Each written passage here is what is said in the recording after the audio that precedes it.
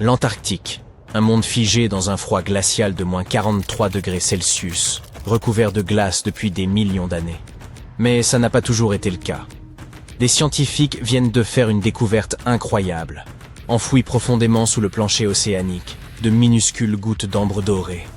Cela signifie qu'autrefois, l'Antarctique foisonnait de vie et était recouvert de vastes forêts. Toutefois, un événement est survenu. Un événement qui pourrait radicalement changer notre perception de l'avenir. Depuis des millions d'années, l'Antarctique est une terre balayée par des vents puissants, où aucune végétation ne parvient à croître. Mais des chercheurs ayant exploré cette région ont pris la décision de percer les profondeurs de la surface antarctique. Ils ont foré à plusieurs milliers de mètres sous la glace et en ont extrait des couches de sédiments anciens. C'est là, piégés dans le temps, qu'ils ont découvert ces fragments d'ambre. L'ambre, résine fossilisée provenant des arbres, se trouve sur tous les continents et renferme souvent des traces parfaitement préservées d'espèces disparues. Des insectes figés dans leur vol, du pollen congelé dans le temps. Ces gouttes dorées peuvent conserver d'anciens et minuscules écosystèmes. Sur tous les continents, mais pas en Antarctique jusqu'alors. La minuscule gouttelette découverte, mesurant entre 0,5 et 1 mm, aussi petite qu'un grain de sable, mais d'une importance capitale, s'était écoulée de l'écorce d'un arbre il y a environ 90 millions d'années. Ce qui est encore plus fascinant, c'est que l'ambre ne se forme que dans certaines espèces d'arbres. Celles qui prospèrent dans les forêts tropicales humides et tempérées ou dans les jungles. C'est alors qu'une révélation s'est imposée. L'Antarctique était autrefois une forêt tropicale. Ces minuscules fragments d'ambre, visibles uniquement au microscope, nous racontent l'histoire vivante d'un écosystème florissant. Il y a environ 90 millions d'années, pendant la période du Crétacé, lorsque les dinosaures dominaient la Terre, l'Antarctique devait être recouvert de forêts denses et marécageuses, peuplées de conifères majestueux, de fougères et de plantes anciennes. Certains de ces fragments montraient des signes de dommages, indiquant que les arbres à l'origine de ces gouttes avaient été endommagés, probablement par des incendies ou des parasites. En dépit de tout cela, et malgré les millions d'années passées dans les fonds marins, cet ambre a étonnamment bien résisté. Il demeure solide, transparent, sans la moindre fissure. En règle générale, l'ambre, lorsqu'il est soumis à une pression intense et des températures extrêmes, se désintègre peu à peu. Mais ce fragment a survécu, ce qui laisse supposer que d'autres pourraient également avoir subsisté, et que d'autres découvertes pourraient émerger des profondeurs océaniques. Cela dit, cette découverte n'était pas le premier signe indiquant qu'autrefois, l'Antarctique n'était pas le monde gelé que nous connaissons aujourd'hui. En 2017, une équipe de chercheurs a percé profondément la surface du fond marin, à proximité du glacier de l'île du Pin, sur la côte ouest de l'Antarctique. Ils ont ainsi extrait des carottes de sédiments enfouis depuis des millions d'années. Cette découverte fut stupéfiante. Dans ces couches de sédiments, les chercheurs ont mis à jour des racines fossilisées, du pollen, des spores. Autant de preuves qu'une ancienne forêt avait prospéré sur ces terres. Depuis cette découverte, l'équipe ne cesse d'analyser ces éléments, consacrant plusieurs années à décomposer les sédiments en milliers de fragments et à les examiner minutieusement sous des microscopes fluorescents, sans rien endommager. En 2020, cette même équipe a découvert un autre élément clé du puzzle. De nouveaux échantillons de sédiments prélevés dans les fonds marins ont mis en lumière un paysage constitué de forêts denses, de rivières et de zones humides, un environnement qui ressemblait davantage à celui du Nord-Ouest Pacifique ou de la Nouvelle-Zélande. Mais pourquoi l'Antarctique était-il si chaud à cette époque? La réponse réside dans l'atmosphère. Il y a 90 millions d'années, les niveaux de dioxyde de carbone étaient extrêmement élevés sur Terre. Cette période correspondait à l'un des moments les plus chauds de l'histoire de la planète, avec des températures atteignant même les pôles. Imaginez, l'Antarctique ne possédait aucune calotte glaciaire. Au lieu de cela, l'Antarctique aurait pu abriter des insectes bourdonnants, et peut-être même des dinosaures errants à travers ces forêts. Mais pour comprendre ce qui leur est arrivé, l'équipe doit encore découvrir davantage de preuves. L'Antarctique demeure un lieu empreint de mystère. Sa couverture neigeuse et glacée rend son étude difficile, au point que nous ignorons même sa véritable forme et ses dimensions. Certaines zones de la calotte glaciaire mesurent près de 5 km d'épaisseur, l'équivalent de la moitié de la profondeur de la fosse des Mariannes. la plus profonde fosse océanique de la planète. Heureusement, la neige possède une qualité remarquable. Elle parvient à figer le temps avec une parfaite précision. Couche après couche, année après année, elle ensevelit le passé naturel, agissant comme une capsule temporelle.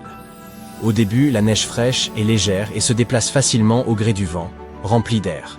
Mais à mesure que les couches s'accumulent, elle se comprime, expulsant l'air et durcissant en une glace dense. Cette pression de congélation emprisonne tout à l'intérieur, conservant d'anciennes plantes, animaux et même des paysages entiers. Les éléments sont littéralement figés dans le temps, car ce froid extrême ralentit le processus de décomposition. Il stoppe la croissance des bactéries, empêchant ainsi la putréfaction et permet une préservation quasi parfaite pendant des milliers, voire des millions d'années. C'est précisément ce phénomène qui se produit en Antarctique. Les scientifiques doivent scruter cette neige en profondeur afin de découvrir à quoi ressemblait cet endroit il y a des millions d'années. Ce qu'ils ont mis à jour, un monde entier perdu, enfoui sous des kilomètres de glace. Cette découverte se situe sous les glaces les plus épaisses d'Antarctique orientale, près des bassins subglaciaires Aurora et Schmidt. Le poids de la glace, immense et constant pendant des millions d'années, a en réalité protégé la Terre de l'érosion. Les scientifiques surnomment cela le fantôme du paysage de l'Antarctique. Et ce n'est vraiment pas comme le désert plat et lisse qu'on voit d'en haut. Ils ont découvert des rivières qui autrefois coulaient librement, désormais figées sur place. Des vallées sculptées par l'eau. Même 3 énormes collines aux sommets acérés. Mais que s'est-il passé?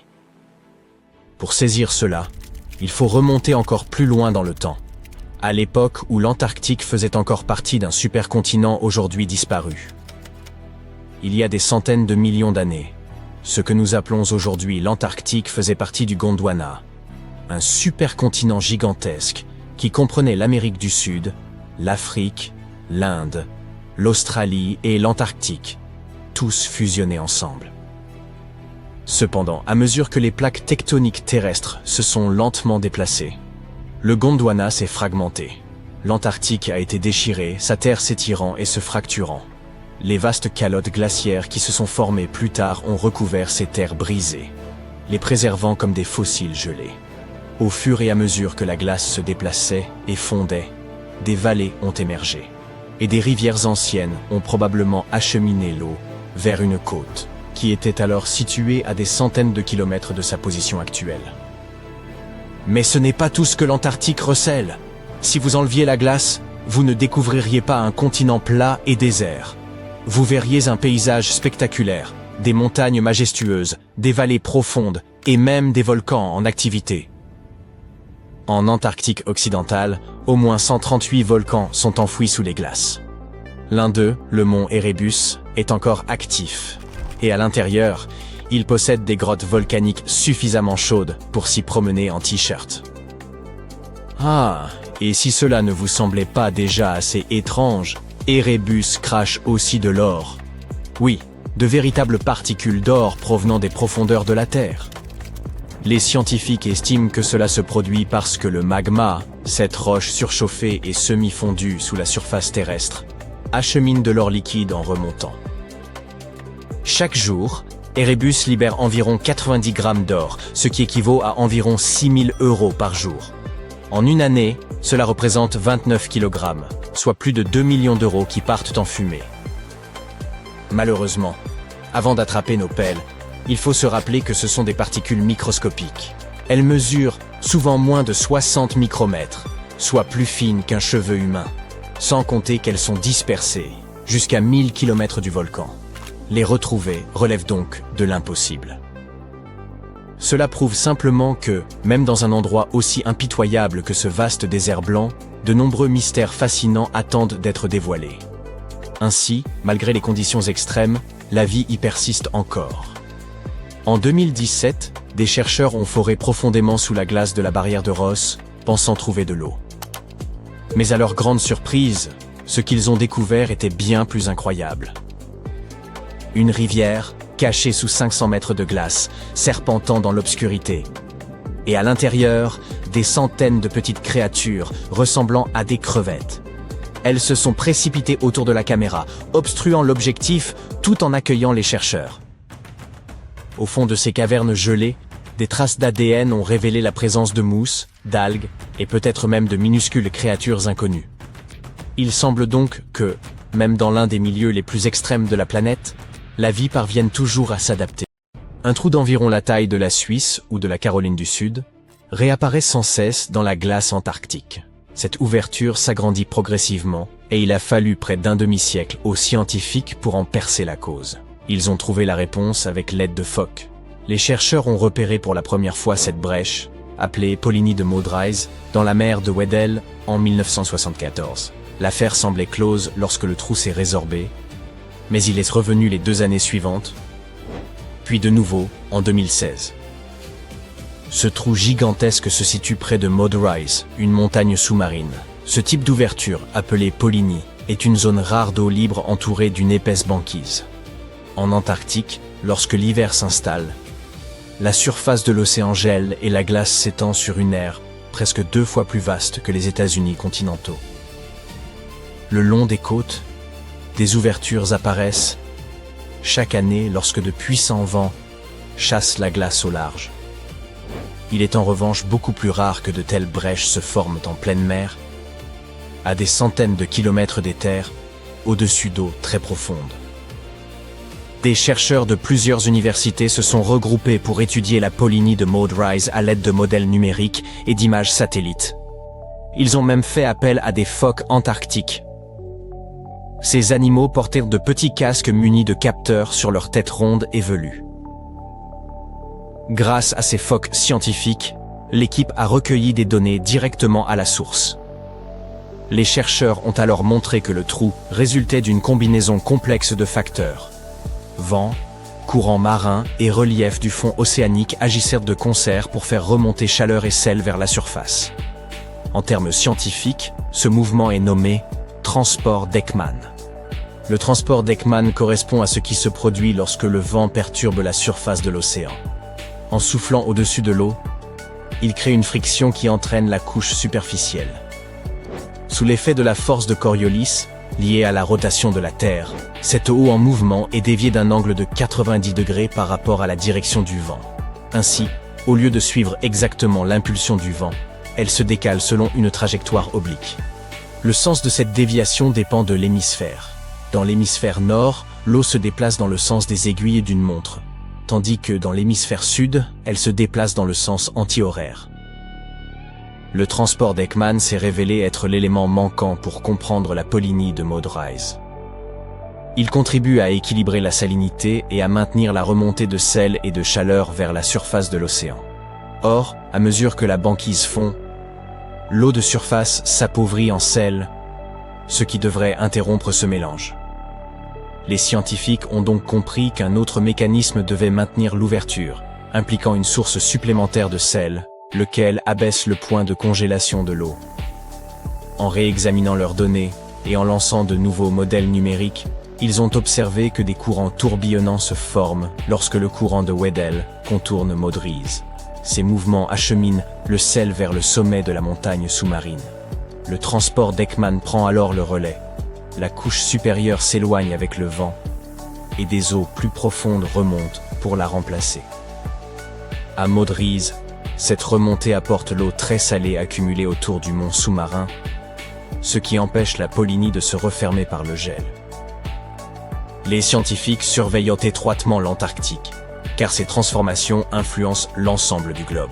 À l'université de Stanford, des chercheurs ont utilisé pour la première fois l'apprentissage automatique afin d'analyser des données satellitaires détaillées sur les mouvements de la glace polaire. En combinant de vastes ensembles de mesures réelles avec des lois physiques, ils ont affiné leur compréhension de la calotte antarctique, la plus grande masse de glace terrestre, presque 2 fois plus étendue que l'Australie.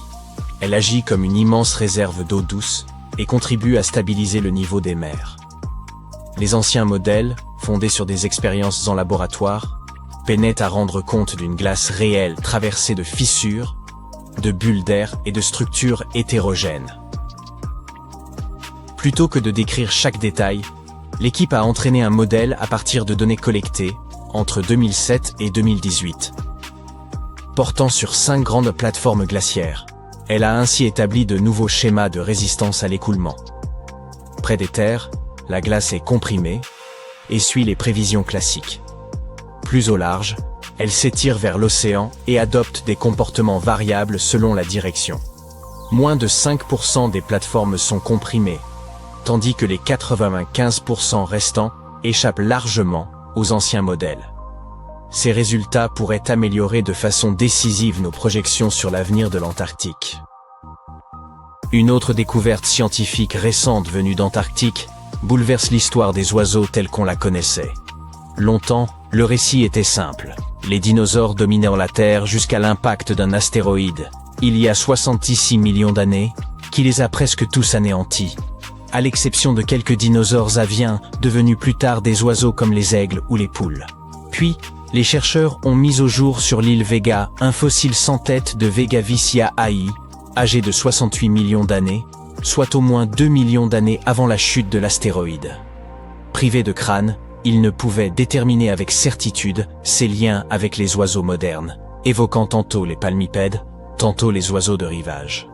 Près de 20 ans plus tard, une nouvelle expédition a toutefois découvert en Antarctique un crâne d'oiseau. Après un examen approfondi, les scientifiques l'ont rattaché à Vegavicia-ai et conclu qu'il s'agissait d'un ancêtre des oiseaux aquatiques actuels, tels que les huards et les grèbes. Si cette interprétation se confirme, Vegavicia-ai deviendrait l'oiseau moderne le plus ancien connu dans les archives fossiles. Le crâne présentait un long bec effilé, un cerveau sans équivalent chez les oiseaux du Mésozoïque et des traces de puissants muscles mandibulaires, parfaitement adaptés à la plongée et à la capture des poissons. Le reste du squelette montrait lui aussi des caractères favorables à la nage sous l'eau, comparables à ceux des huards actuels.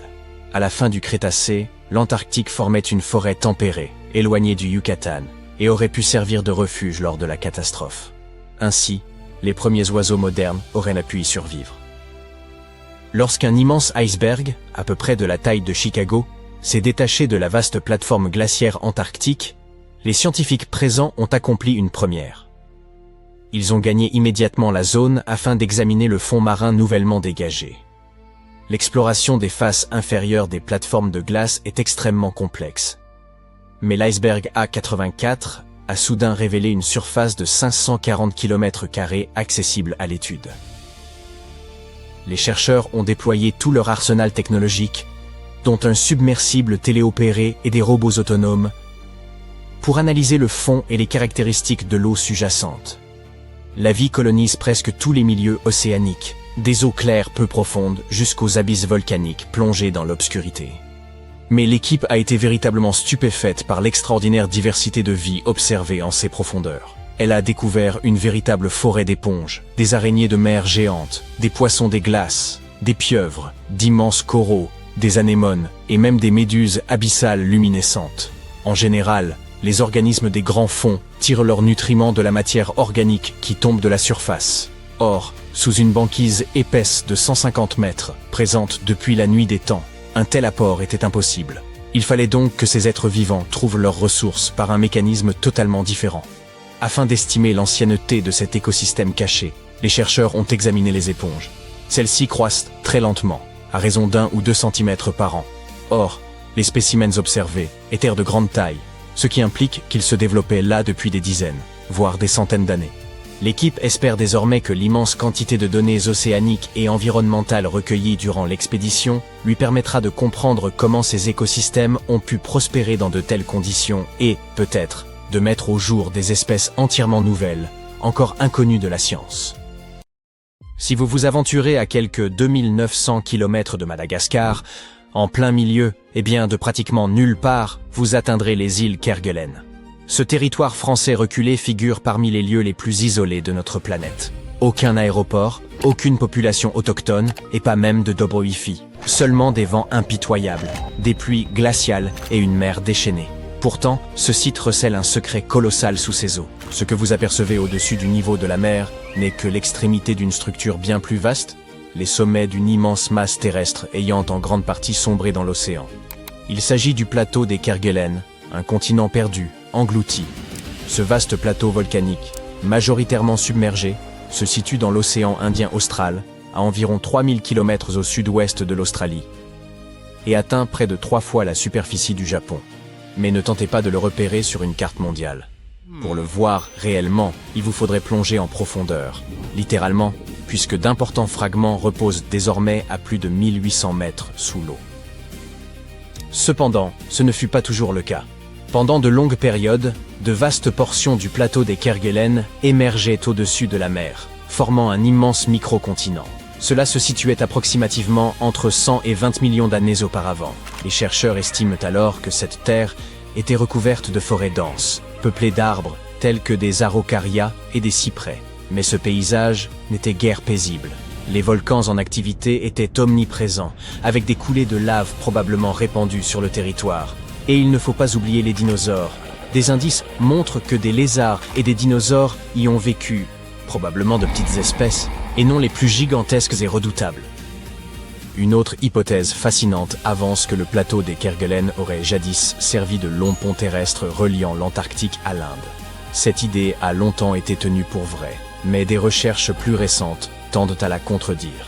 Même à cette époque, de vastes étendues d'eau libre séparaient encore ces masses continentales. Quoi qu'il en soit, aujourd'hui, les arbres ont disparu et les volcans anciens reposent silencieux sous les eaux. Vous vous demandez peut-être comment ce fragment de continent a-t-il sombré et pratiquement disparu. Nous y reviendrons sous peu. Mais il nous faut d'abord répondre à une question essentielle. Comment le plateau des Kerguelen s'est-il formé en premier lieu? L'histoire débute il y a environ 130 millions d'années. À cette époque, la Terre abritait Gondwana, un supercontinent gigantesque englobant ce qui constitue aujourd'hui l'Amérique du Sud, l'Afrique, l'Inde, l'Australie et l'Antarctique. Mais avec le temps, il commença à se fragmenter. Et lors de cette dislocation longue et dramatique, qui se déroula sur plusieurs millions d'années, naquit le plateau des Kerguelen. Sa formation est essentiellement due à ce que l'on nomme le point chaud de Kerguelen, une zone profonde de la Terre, où des roches fondues et brûlantes remontent lentement vers la surface. Voyez cela comme un chalumeau souterrain constant, faisant fondre la roche au même endroit pendant de très longues périodes. Et même si ce point chaud demeure fixe, la croûte terrestre se déplace au-dessus de lui. Ainsi, à mesure que le plancher océanique dérivait sur le point chaud de Kerguelen, d'immenses quantités de roches en fusion s'épanchaient, se refroidissaient et s'accumulaient, couche après couche. Sur environ 30 millions d'années, ce processus engendra un massif de roches volcaniques sur le fond océanique. Au pic de ces éruptions, il se déversait chaque année approximativement 18 à 20 cm de lave, l'équivalent de suffisamment de matière pour remplir environ 184 000 piscines olympiques, si tant est qu'il y en eût autant. Progressivement, cette pile volcanique continua de croître, toujours plus vaste, toujours plus élevée, jusqu'à émerger enfin au-dessus du niveau de la mer et former le plateau des Kerguelen. Mais alors, un phénomène étrange survint. Au cours des 20 derniers millions d'années, cette masse terrestre commença à s'enfoncer, lentement mais inexorablement. Aujourd'hui, la majorité de sa surface repose entre 1000 et 2000 mètres sous le niveau de la mer. Seules quelques zones ont réussi à rester émergées, dont les îles Kerguelen, ce territoire français mentionné plus tôt, et les îles McDonald, relevant de l'Australie. Mais comment le reste a-t-il sombré? Les continents ne finissent pas submergés comme s'ils coulaient soudainement comme des pierres. Ce processus résulte plutôt du lent pliement, étirement et déplacement de la surface terrestre sur de très longues périodes. L'enveloppe extérieure de la planète se divise en vastes morceaux, les plaques tectoniques, qui flottent sur une couche de roches plus chaudes et malléables, le manteau. Lorsqu'un continent se trouve étiré de part en part par des forces internes, sa croûte s'amincit et s'affaisse progressivement. Et lorsque cette descente se produit, l'océan n'envahit pas le territoire d'un seul coup. L'eau de mer s'écoule lentement, inondant d'abord les zones les plus basses et transformant la terre sèche en mer peu profonde. Entre-temps, la roche sous-jacente refroidit, et lorsqu'elle se contracte, elle s'affaisse, entraînant la surface à descendre encore davantage. Parallèlement, les sédiments continuent de s'accumuler, presque comme de lourdes couvertures, ajoutant un poids supplémentaire et enfonçant progressivement la croûte. C'est essentiellement ce qui est arrivé au plateau des Kerguelen. Certaines parties émergeaient autrefois, et abritaient même des forêts. Mais le poids colossal du basalte, conjugué au déplacement des plaques tectoniques, les a lentement replongées dans les profondeurs océaniques. Au final, seules les plus hautes crêtes volcaniques sont restées émergées, celles que nous voyons aujourd'hui sous la forme d'îles. Maintenant, voici une question majeure. Si la plus grande partie est immergée, peut-on encore parler de continent? D'une certaine manière, oui. Depuis les années 70, les chercheurs le décrivent même comme un microcontinent. Cela s'explique par le fait que ce qui distingue un continent d'un bassin océanique n'est pas sa position au-dessus de l'eau, mais la nature de la croûte qui le compose. La Terre possède essentiellement deux principaux types de croûtes, la romaine et la napolitaine. Ah non, ça c'est la pâte à pizza. Je voulais dire la croûte continentale et la croûte océanique. Les continents sont constitués de croûtes continentales, plus épaisses, plus légères et généralement beaucoup plus anciennes, ce qui l'a fait s'élever et former des terres émergées. Sa composition est aussi plus proche du granit, issu d'un magma qui se refroidit lentement en profondeur avant de se solidifier. La croûte océanique, en revanche, compose le plancher des océans.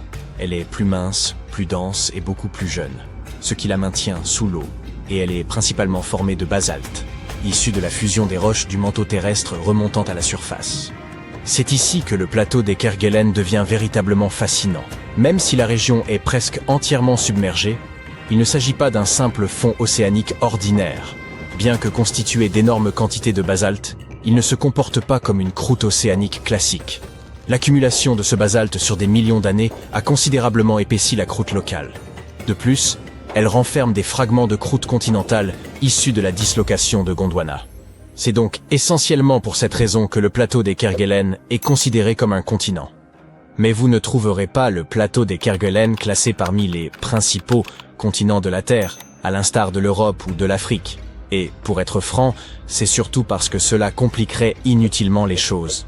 Beaucoup ignorent que la manière dont nous définissons les continents repose davantage sur les conventions que sur une règle scientifique rigoureuse. En effet, si nous commencions à enseigner que le plateau des Kerguelen constitue un continent, il faudrait également réévaluer un grand nombre d'autres régions, telles que la Zélandia, ce vaste fragment de croûte continentale, presque entièrement submergé en Océanie. Et la liste ne s'arrête pas là. La Béringie, le Doggerland, la Mauritia, le Sahul ou le Sunda sont autant de territoires ayant été autrefois émergés ou formés de croûtes continentales, mais désormais partiellement immergés. Imaginez que l'on commence à qualifier toutes ces régions de continents. La Terre passerait alors de 6 continents à 10, 12, peut-être davantage. La confusion serait totale. C'est pourquoi le plateau des Kerguelen est généralement présenté comme un micro-continent ou un continent submergé, et non comme un continent à part entière, et certainement pas comme un incontinent.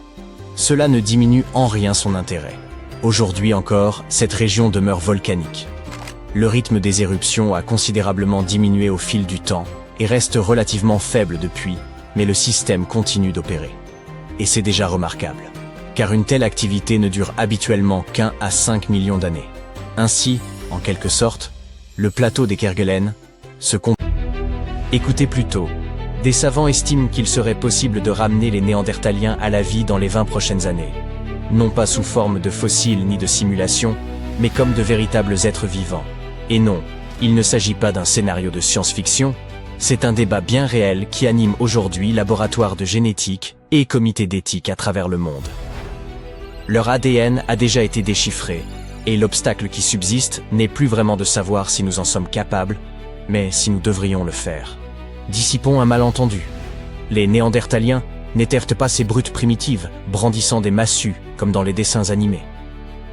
Ils ressemblaient aux humains modernes, de proches cousins ayant occupé l'Europe et l'Asie durant des centaines de milliers d'années. Ils prenaient soin des membres blessés de leur groupe, fabriquant des outils, portèrent des vêtements et parvenaient à survivre aux conditions redoutables de l'ère glaciaire, qui mettraient à mal la plupart des humains actuels. Puis, il y a environ 35 000 ans, ils ont disparu. Les chercheurs ne s'accordent toujours pas sur la cause précise. Variations climatiques, rivalité avec Homo sapiens, maladies ou métissage ont sans doute contribué à leur extinction. Si l'on évoque aujourd'hui la possibilité d'une telle résurrection, c'est parce que les chercheurs ont achevé, en 2010, le séquençage complet du génome néandertalien. On peut l'imaginer comme un manuel d'instruction inscrit dans l'ADN, indiquant à un organisme comment se développer, fonctionner et survivre. Une fois ce manuel en main, la question cesse d'être « à quoi ressemblaient les Néandertaliens ?» pour devenir « pourrions-nous en recréer un ?» C'est ici qu'intervient la technologie CRISPR.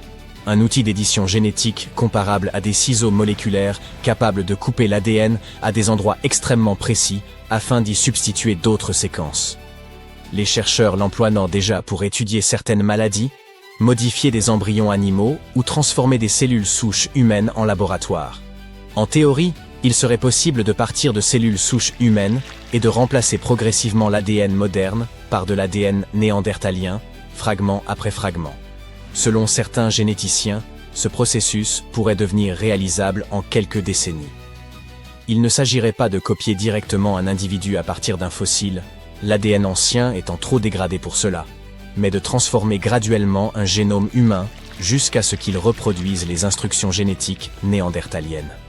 Le résultat ne serait donc pas une relique du passé ressuscitée telle qu'elle, mais un corps humain contemporain reconstruit en suivant les plans biologiques de Néandertal. Les chercheurs envisagent pourtant ce projet parce qu'ils espèrent résoudre plusieurs mystères. Pourquoi les Néandertaliens ont-ils disparu alors que notre espèce a survécu? Comment leur cerveau fonctionnait-il comparé au nôtre? Pensaient-ils, ressentaient-ils ou traitaient-ils le langage différemment? Un Néandertalien vivant pourrait éclairer des questions auxquelles ossements et fossiles ne répondront jamais. Certains chercheurs pensent même que cela pourrait servir la médecine moderne. Les gènes néandertaliens influençant l'immunité, le métabolisme et l'inflammation, l'étude d'une biologie complète pourrait révéler pourquoi certaines maladies affectent aujourd'hui les humains comme elles le font. Contre toute attente, leur retour pourrait donc aussi nous aider. Mais cet enthousiasme se heurte vite à un mur éthique. Un néandertalien ne serait pas une simple souris de laboratoire, ce serait une personne. Ce fait renverse tout le projet. On ne peut traiter une personne comme une expérience, même si la science veut des réponses. Être le seul néandertalien sur Terre serait, au minimum, extrêmement difficile. Il devrait vivre sans culture, sans communauté, sans personne partageant réellement sa biologie. Il grandirait entouré d'humains modernes, qu'il étudierait sans cesse, et le considérerait toujours comme une expérience. Les critiques estiment donc qu'un tel isolement pourrait provoquer de graves dommages psychologiques. Il y a aussi la question du consentement, que ce projet violerait entièrement. Aucun néandertalien ne pourrait accepter de naître dans le monde moderne, d'être élevé par des humains, étudié toute sa vie et utilisé pour prouver une théorie. Or, le consentement est central en éthique médicale. On ne peut même pas tester de médicaments sans lui. Cloner un ancêtre humain enfreindrait clairement cette règle. Même en mettant l'éthique de côté, de sérieux risques biologiques demeurent. Personne ne sait comment un génome néandertalien reconstruit se comporterait dans l'utérus d'une femme moderne. La grossesse elle-même pourrait être dangereuse. Le développement pourrait ne pas suivre les attentes, et des réactions immunitaires imprévues pourraient survenir. De petites incompatibilités génétiques peuvent provoquer d'énormes problèmes lorsque l'on tente de créer un être humain à partir de zéro. Et même si tout fonctionnait, le résultat pourrait décevoir. Un seul individu ne recréerait pas une société néandertalienne, et le comportement dépend autant de la culture que de l'ADN. Sans population entière, les réponses obtenues pourraient rester superficielles, trompeuses ou incomplètes. Si le débat autour d'un éventuel retour des Néandertaliens est si intense, c'est parce que cette possibilité paraît très concrète. Le génie génétique progresse sans cesse, et les outils deviennent à la fois moins coûteux, plus rapides et plus précis. Pour l'instant, aucun laboratoire n'a l'autorisation de tenter l'expérience, et aucun embryon néandertalien n'existe. Pourtant, savants, éthiciens et responsables politiques discutent déjà de règles, de limites et de lignes à ne pas franchir, ce qui montre à quel point cette perspective semble proche. La question se pose alors, la curiosité scientifique devrait-elle connaître des limites, et qui est habilité à les fixer? À ce jour, aucune loi n'interdit explicitement la résurrection d'humains disparus. Si un pays décidait de l'autoriser, d'autres pourraient suivre, et peut-être plus vite que les réglementations. Certains chercheurs répondent toutefois à ces objections par un argument différent. Et si ne pas tenter l'expérience était aussi moralement discutable? Ils rappellent que l'humanité ressuscite déjà certaines espèces disparues, manipule des génomes, et altère la vie à son niveau le plus fondamental. Mieux comprendre les Néandertaliens pourrait nous aider à affronter de futurs bouleversements climatiques ou de vastes crises sanitaires. S'ils ont prospéré dans des environnements extrêmes, leur biologie pourrait receler des aptitudes de survie dont nous aurons peut-être cruellement besoin. Ainsi, renoncer à acquérir ce savoir pourrait, un jour, coûter de nombreuses vies. Et si tout cela ne vous concerne pas parce que vous pensez n'avoir aucun lien avec les Néandertaliens, voici une surprise. Lorsque vous vous regardez dans un miroir, il est possible que vous observiez une infime part de l'un d'eux. Elle peut littéralement se trouver dans votre ADN. Selon des recherches récentes, les Néandertaliens ne se sont pas simplement éteints, ils se sont aussi mêlés à nous. Les humains modernes dont les ancêtres ont quitté l'Afrique portent généralement entre 1 et 4% d'ADN néandertalien. Les chercheurs ne disposent pourtant que de très peu de génomes néandertaliens de qualité à étudier, à peine 3 vraiment complets. Ils proviennent d'ossements découverts dans une grotte de Croatie, datés d'environ 50 000 à 65 000 ans, ainsi que de 2 autres spécimens eurasiens vieux de 50 000 et 80 000 ans. Ce matériel reste limité, ce qui signifie que chaque nouvelle découverte revêt une importance considérable. Chaque individu possède 2 versions de chaque gène, l'une héritée de sa mère, l'autre de son père. Lorsque 2 populations très différentes se croisent, leurs descendants présentent une diversité génétique accrue.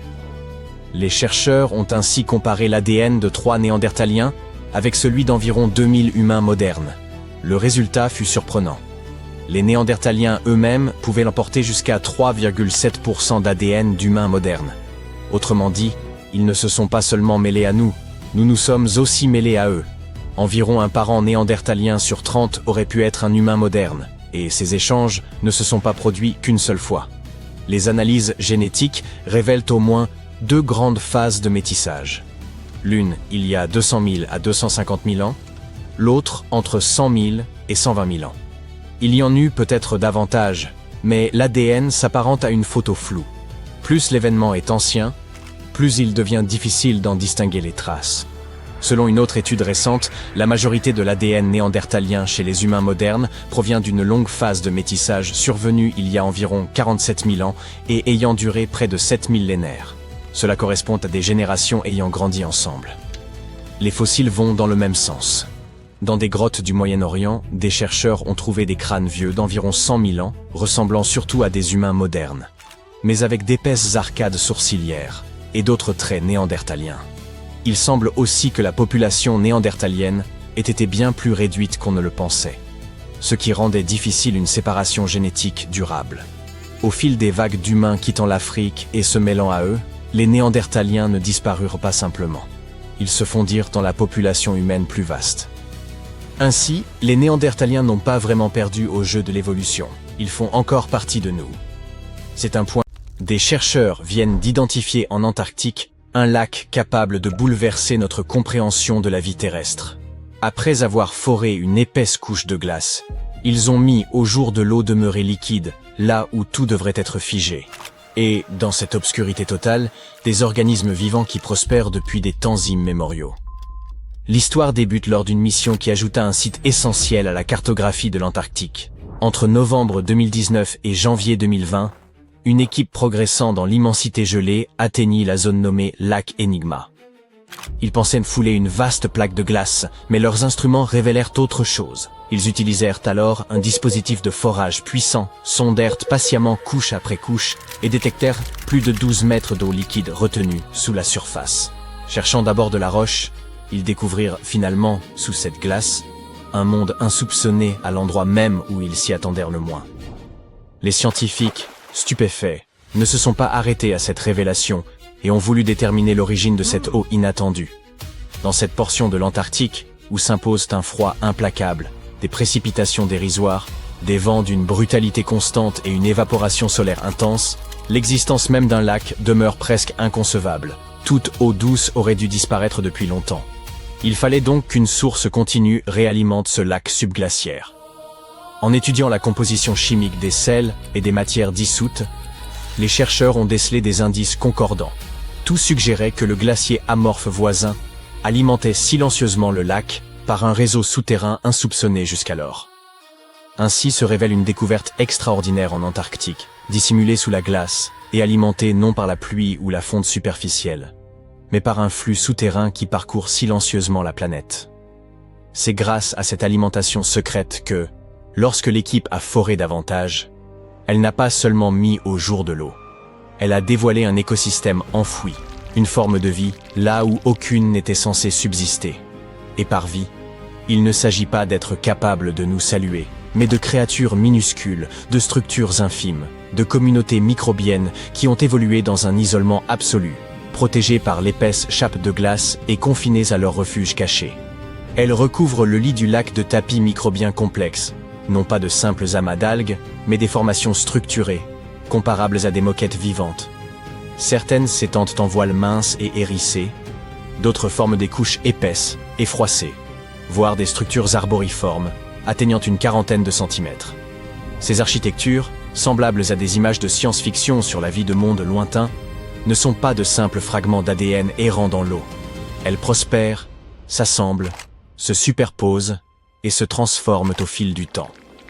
Le fond du lac apparaît ainsi, tel le sol d'une forêt obscure, glaciale et éternellement ensevelie. Si la vie parvient réellement à s'épanouir sous 13 mètres de glace dans une quasi-obscurité, il devient clair que notre conception des lieux où elle peut exister doit être réexaminée. Nous ignorons également ce qui pourrait survenir si nous perturbions cet écosystème dissimulé. Que se passerait-il si nous y introduisions machines, présence humaine, ou même notre simple respiration? Ces microbes ont vécu dans un isolement total durant des millénaires, peut-être des millions d'années, sans contact avec le monde extérieur. Une intrusion pourrait les exposer à des organismes inconnus et compromettre leur survie. Alors que nous progressons dans ce domaine encore inexploré, la prudence s'impose. L'Antarctique constitue en effet un vaste recueil des secrets de l'évolution et de la survie, un ouvrage qu'il convient d'aborder avec soin. Ce continent continue de surprendre. Dans ces zones reculées apparaissent des créatures jamais observées, qu'il s'agisse d'animaux marins, aux formes étranges ou d'insectes adaptés au froid dont nul ne soupçonnait l'existence. Par exemple, les scientifiques ont observé une anémone de mer affectionnant la glace, suspendue à l'envers sous la plateforme glaciaire de Ross. Elle évoque une fleur fragile fixée au plafond, déployant ses tentacules dans une eau d'une froideur presque sentimentale. En dirigeant un robot sous la glace, les chercheurs ont mis au jour une espèce entièrement nouvelle. À cela s'ajoute une autre découverte remarquable. L'étoile à plumes fraises de l'Antarctique, un pompon flottant pourvu de 20 bras, dont le corps arbore une apparence évoquant, vous l'avez deviné, celle d'une fraise. Oh, et fait surprenant, l'Antarctique abrite également une immense nurserie de poissons, là où personne n'aurait songé à en trouver une, et même la plus vaste répertoriée sur Terre. Des chercheurs exploraient le fond marin de la mer de Weddell à l'aide de caméras qu'ils remorquaient pour en établir la cartographie lorsqu'ils ont aperçu des milliers, puis des millions de cuvettes identiques creusées dans le sédiment. Ces nids s'étendaient sur 240 km², formant un ensemble de 60 millions de structures, espacées de quelques dizaines de centimètres chacune. Tous appartiennent aux poissons des glaces Neopagetopsis iona, une espèce dite à sang blanc, dépourvue d'hémoglobine, la substance qui rend le sang rouge, mais néanmoins capable de survivre dans des eaux d'une froideur extrême. Dans chaque nid, un parent veillait sur quelques 1700 œufs. Les phoques de Weddell se nourrissant volontiers de ces poissons, cette vaste zone joue à la fois le rôle de nurserie et de véritable banquet pour les prédateurs alentours. Les poissons des glaces eux-mêmes dépendent d'un afflux d'eau plus chaude qui remonte des nutriments et du zooplancton microscopique. Il est remarquable que la colonie présente un bord net, une véritable ligne dans le sable, correspondant précisément au contour externe de cet afflux chaud, comme si l'évolution avait façonné un dispositif parfaitement ajusté. Une autre découverte en Antarctique, ayant profondément surpris les scientifiques, ne concernait ni un poisson remarquable, ni un os de dinosaure, mais quelque chose de probablement bien plus significatif pour la science, des bulles, de minuscules bulles anciennes, piégées à l'intérieur de ce qui pourrait être la glace la plus ancienne jamais extraite, âgée d'environ 1,2 million d'années. Avant cette trouvaille, les chercheurs possédaient des archives climatiques couvrant 800 000 ans, mais aspiraient à remonter plus loin dans le passé. Ils ont donc passé de nombreuses années à localiser l'endroit parfait où la glace pourrait livrer un récit continu. Certaines régions de l'Antarctique renferment des glaces de 3 à 4 millions d'années, mais elles demeurent fragmentaires, insuffisantes pour un enregistrement ininterrompu. En forant enfin au site adéquat, ils découvrirent des carottes de glace cristallines contenant des bulles ayant capturé l'atmosphère terrestre telle qu'elle était il y a plusieurs centaines de milliers d'années. En analysant cet air ancien, les scientifiques ne se contentent pas d'étudier les gaz. Ils peuvent identifier ce que respiraient nos lointains ancêtres, ce que la planète exhalait et comment se déroulait les cycles de vie et de climat bien avant nous. La période située autour de 900 000 ans, scellée dans cette glace, pourrait correspondre à l'une des phases les plus critiques pour l'humanité. Selon des études génétiques, la population humaine aurait alors chuté à environ 1300 individus sur l'ensemble du globe. La cause exacte demeure inconnue, mais le climat pourrait y avoir joué un rôle déterminant. Ces bulles anciennes pourraient ainsi détenir les indices permettant de comprendre comment nos ancêtres ont survécu à l'un des chapitres les plus rigoureux de l'histoire terrestre, et peut-être comment nous pourrions affronter le prochain, dans un monde où la planète répète, sous de nouvelles formes, des scénarios éprouvants dont l'Antarctique nous offre les leçons. Une leçon que nous pourrions apprendre à nos dépens concerne ce qui se trouve sous la glace de l'Antarctique. Les scientifiques ont récemment révélé qu'un phénomène loin d'être tranquille se prépare sous ce continent. Il pourrait y exister des volcans, attendant silencieusement leur moment. Oui, vous avez bien entendu, des volcans ardents et enflammés, dissimulés sous des kilomètres de glace. Les chercheurs ont utilisé des simulations informatiques et constaté que, lorsque certaines portions de glace fondent, la pression qui maintient ces volcans diminue. Et alors, ils pourraient contribuer à la fonte d'encore davantage de glace depuis le dessous. Il s'agit d'une boucle auto-entretenue de chaos. La glace fond, le volcan se réveille, puis la fonte continue. Même si l'action humaine sur le climat cessait demain, cette réaction pourrait se poursuivre, car il ne s'agit pas seulement de l'air, mais du feu caché sous la glace. Le plus inquiétant est que ce type de fonte pourrait provoquer une élévation du niveau. Il existe une ouverture énigmatique en plein cœur de l'Antarctique. Certains l'associent à la résidence estivale du Bigfoot, à une navette spatiale tout droit sortie de Star Trek, ou encore à un passage vers Agartha, ce royaume légendaire que certains situent au centre de la Terre. Les scientifiques ont réfuté toutes ces spéculations romanesques et ont précisé que cette porte mystérieuse se trouvait dans une étendue de banquise côtière. Jointive au rivage, elle est entourée de petites îles et de hauts fonds. Lorsque la glace s'écoule autour de formations rocheuses enfouies sous la surface, elle peut générer des motifs intrigants mais parfaitement naturels. En ce lieu, la minceur de la glace accentue l'influence des rochers sous-jacents sur son déplacement. De plus, les vents glacés de l'Antarctique sculptent la neige et la glace, formant des lignes et des reliefs qui peuvent prêter à confusion. Cette fameuse porte n'est en réalité qu'une crête rocheuse mise au jour par une fonte partielle de la glace. Son sommet correspond à l'extrémité d'un affleurement rocheux, tandis que ses parois ne sont que des traces de neige façonnées par des vents violents soufflant dans une direction constante. Il s'agit donc simplement d'un iceberg échoué en pleine fonte. Un YouTuber a repéré un autre élément insolite bien loin des côtes antarctiques. Un navire de glace, de 120 mètres de long, à plus de 240 km en mer. Internet s'est aussitôt emballé, certains affirmant que cette épave gelée aurait dérivé jusque-là depuis le triangle des Bermudes. Toutefois, aucune donnée scientifique ne permettait de confirmer qu'il s'agissait d'un navire plutôt que d'un imposant bloc de glace.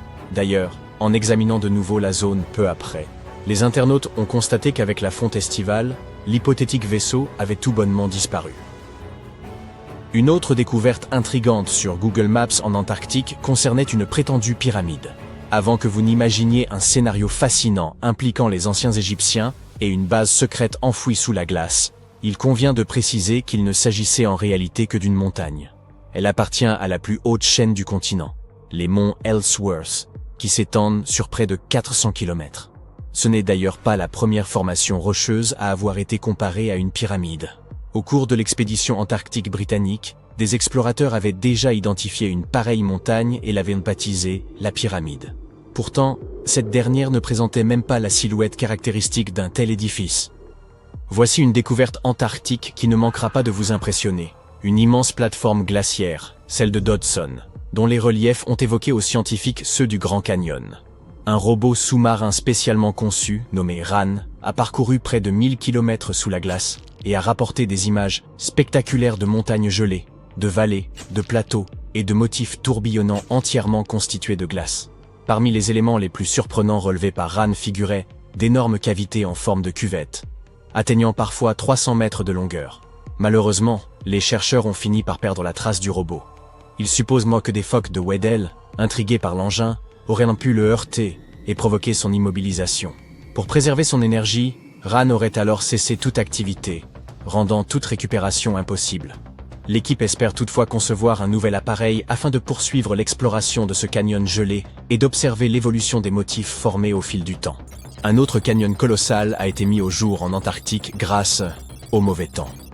Une équipe de spécialistes en acoustique, contrainte de suspendre ses recherches à la station Casey en raison d'une tempête, a mis à profit ce contretemps pour cartographier le fond marin aux abords du glacier Adams. C'est ainsi qu'ils ont découvert une formation impressionnante. Un canyon atteignant près de 2000 mètres de profondeur, 9000 mètres de largeur, et s'étendant sur plus de 45 km depuis le glacier. Lors de cette première exploration, seule une partie du relief a pu être cartographiée, avant que l'équipe ne soit contrainte de regagner la station. Toutefois, lorsqu'une nouvelle perturbation a frappé la région, le navire a repris la mer et a permis de compléter l'étude du canyon, malgré des vents violents et des vagues atteignant jusqu'à 4 mètres de hauteur. Grâce à une quinzaine d'heures de collecte de données, la carte du site a pu être finalisée. Avant leur retour en Australie, les chercheurs ont effectué un dernier arrêt pour obtenir une vision d'ensemble du canyon, dont l'analyse contribue à approfondir la compréhension de l'histoire des glaciers ainsi que des interactions entre la calotte glaciaire antarctique et l'océan. Il existe en Antarctique un lac gelé baptisé lac Enigma. Longtemps, on a cru qu'il était entièrement pris dans la glace. Mais au cours d'une expédition menée entre novembre 2019 et janvier 2020, des chercheurs ont découvert, sous son épaisse croûte glacée, une couche d'eau liquide d'environ 12 mètres de profondeur. Afin d'en percer les mystères, ils ont foré la glace et envoyé une caméra explorer ses profondeurs cachées. L'eau du lac, qui proviendrait du glacier voisin par un passage souterrain encore inconnu, abritait une vie microbienne surprenante. De minuscules micro-organismes formaient des tapis biologiques recouvrant le fond du lac, certains étant fins et hérissés, d'autres rappelant des tapis froissés ou même de petites structures arborescentes pouvant atteindre 40 cm.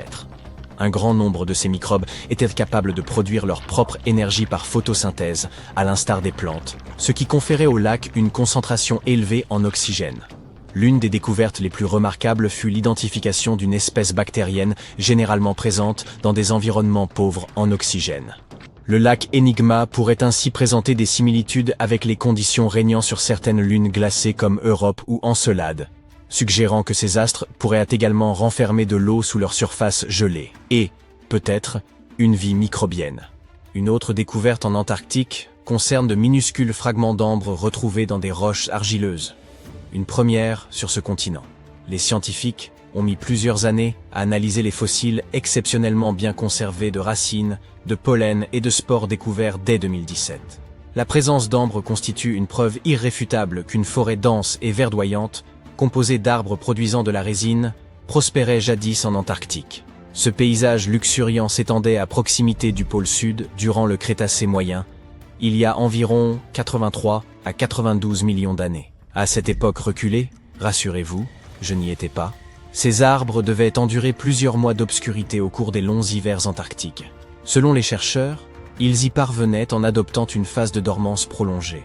Les morceaux d'ambre exhumés, bien que de taille modeste, arborent de magnifiques teintes jaunes et orangées. Leur surface bosselée révèle la manière dont la résine s'est écoulée des arbres, probablement pour se prémunir des insectes. Cette substance a pu traverser les âges grâce à une immersion rapide qui l'a préservée de l'exposition à l'air et à la lumière.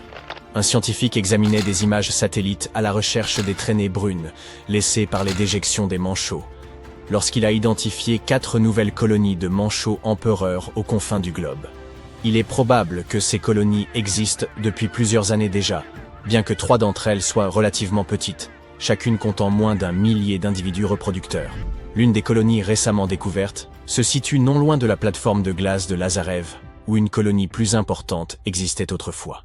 Les chercheurs pensaient que celle-ci avait disparu en 2019, mais il semblerait que les manchots aient simplement migré légèrement en réponse aux variations de la banquise. L'étude de ces populations pourrait donc permettre de mieux comprendre la manière dont les manchots empereurs s'adaptent aux changements environnementaux. Il y a 40 millions d'années, un immense réseau fluvial traversait l'Antarctique. Les chercheurs en ont trouvé des traces en analysant des sédiments meubles et des roches dures prélevées sur le fond marin gelé, en examinant de minuscules. En 1985, le biologiste chilien Daniel Torres effectuait un recensement des mammifères et recueillait des déchets marins au cap Shiref, en Antarctique. Il s'apprêtait à ramasser un grand conteneur en plastique lorsqu'il remarqua, parmi les pierres volcaniques sombres, une roche d'un blanc éclatant. Ce qu'il prit d'abord pour un simple caillou s'avéra être un crâne humain. Après examen, le docteur Torres découvrit qu'il appartenait à une jeune femme originaire du sud du Chili, probablement âgée d'une vingtaine d'années, et morte de faim entre 1819 et 1895. Plusieurs années plus tard, des chercheurs mirent au jour des fragments de fémur et confirmèrent, grâce à l'analyse ADN, qu'ils provenaient de la même personne. Cette trouvaille pourrait bien bouleverser notre compréhension de l'histoire. Comment un crâne féminin a-t-il pu se retrouver en Antarctique, sur un ancien campement de chasseurs de phoques, alors que les femmes n'accompagnaient pas ces expéditions au début du 19e siècle?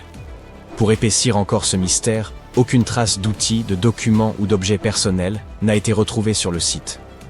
Cela suggère peut-être que des habitants du Chili auraient établi un campement ici, bien avant que d'autres ne posent le pied sur le continent.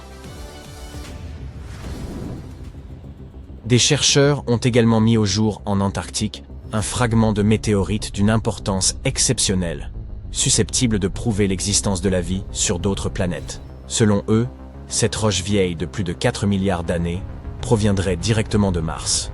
En 1996, des scientifiques de la NASA annoncèrent avoir identifié à sa surface des marques chimiques singulières, peut-être laissées par d'anciens organismes martiens. Cependant, cette hypothèse fut rapidement contestée.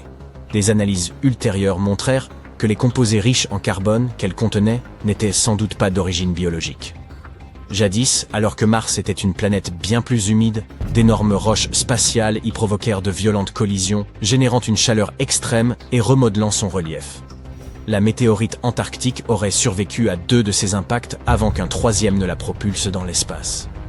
Alors qu'elle se trouvait encore sur Mars, de l'eau s'infiltrait à travers de fines fissures de sa surface, laissant derrière elle de curieuses bulles de carbone que les scientifiques prirent d'abord pour les vestiges d'une vie ancienne.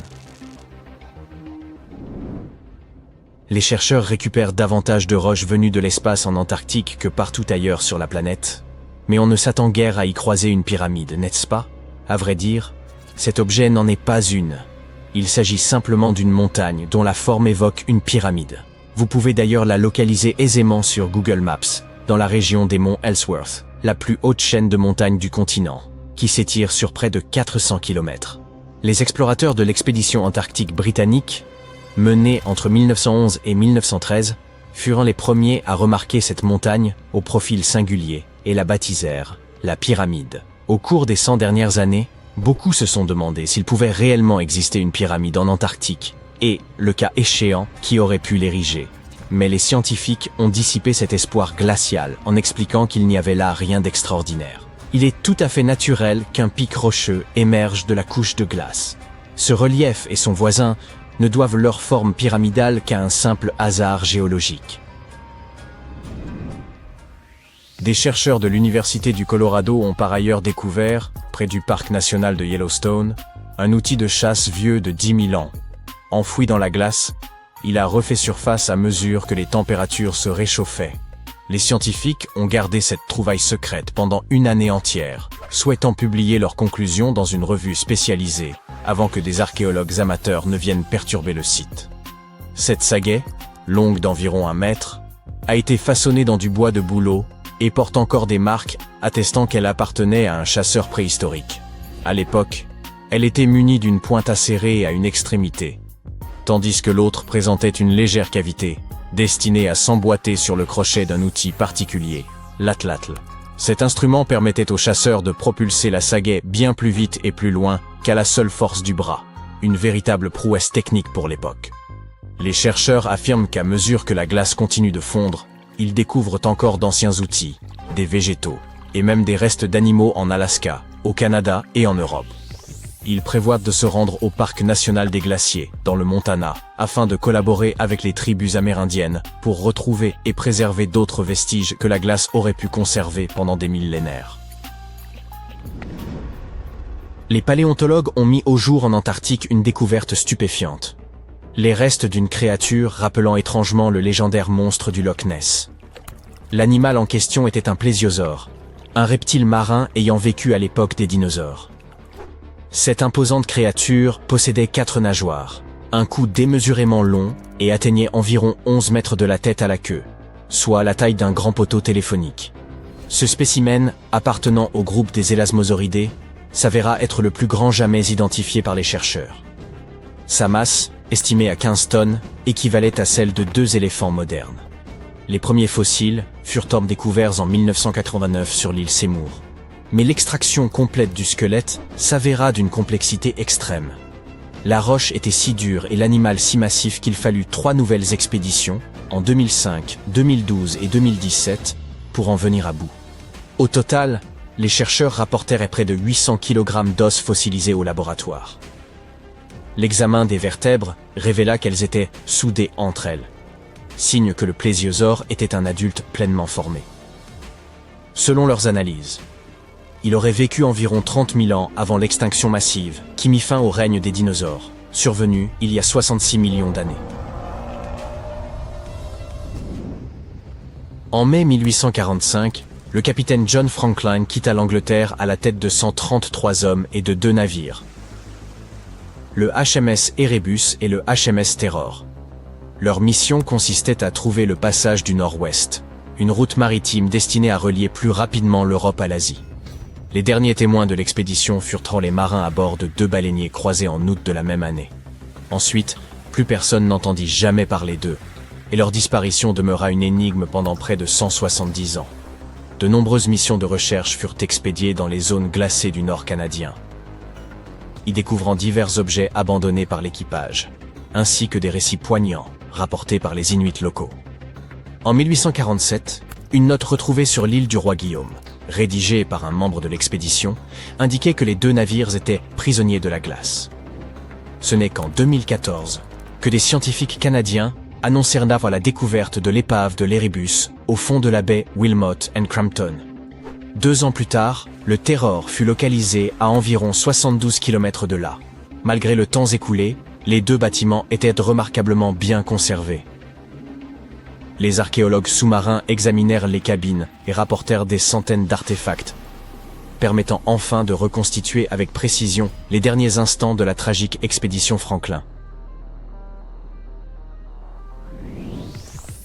Un randonneur en montagne fit une découverte singulière en Norvège, dans une zone surnommée Horse Ice Patch, lors de l'été 2019.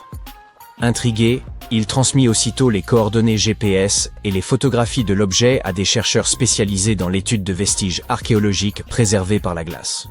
Après avoir consulté les prévisions météorologiques, les archéologues comprirent qu'ils ne disposaient que d'une seule journée avant que la neige ne le recouvre définitivement.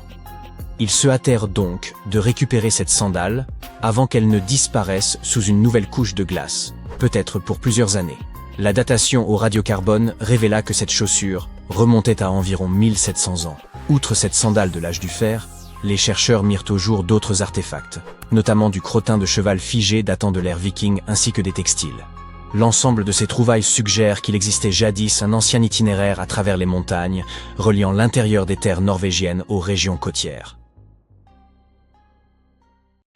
Le monstre du Loch Ness ne vient en réalité pas d'Écosse. Il s'avère que cette créature réelle vivait dans les eaux glaciales de l'Antarctique, il y a environ 70 millions d'années.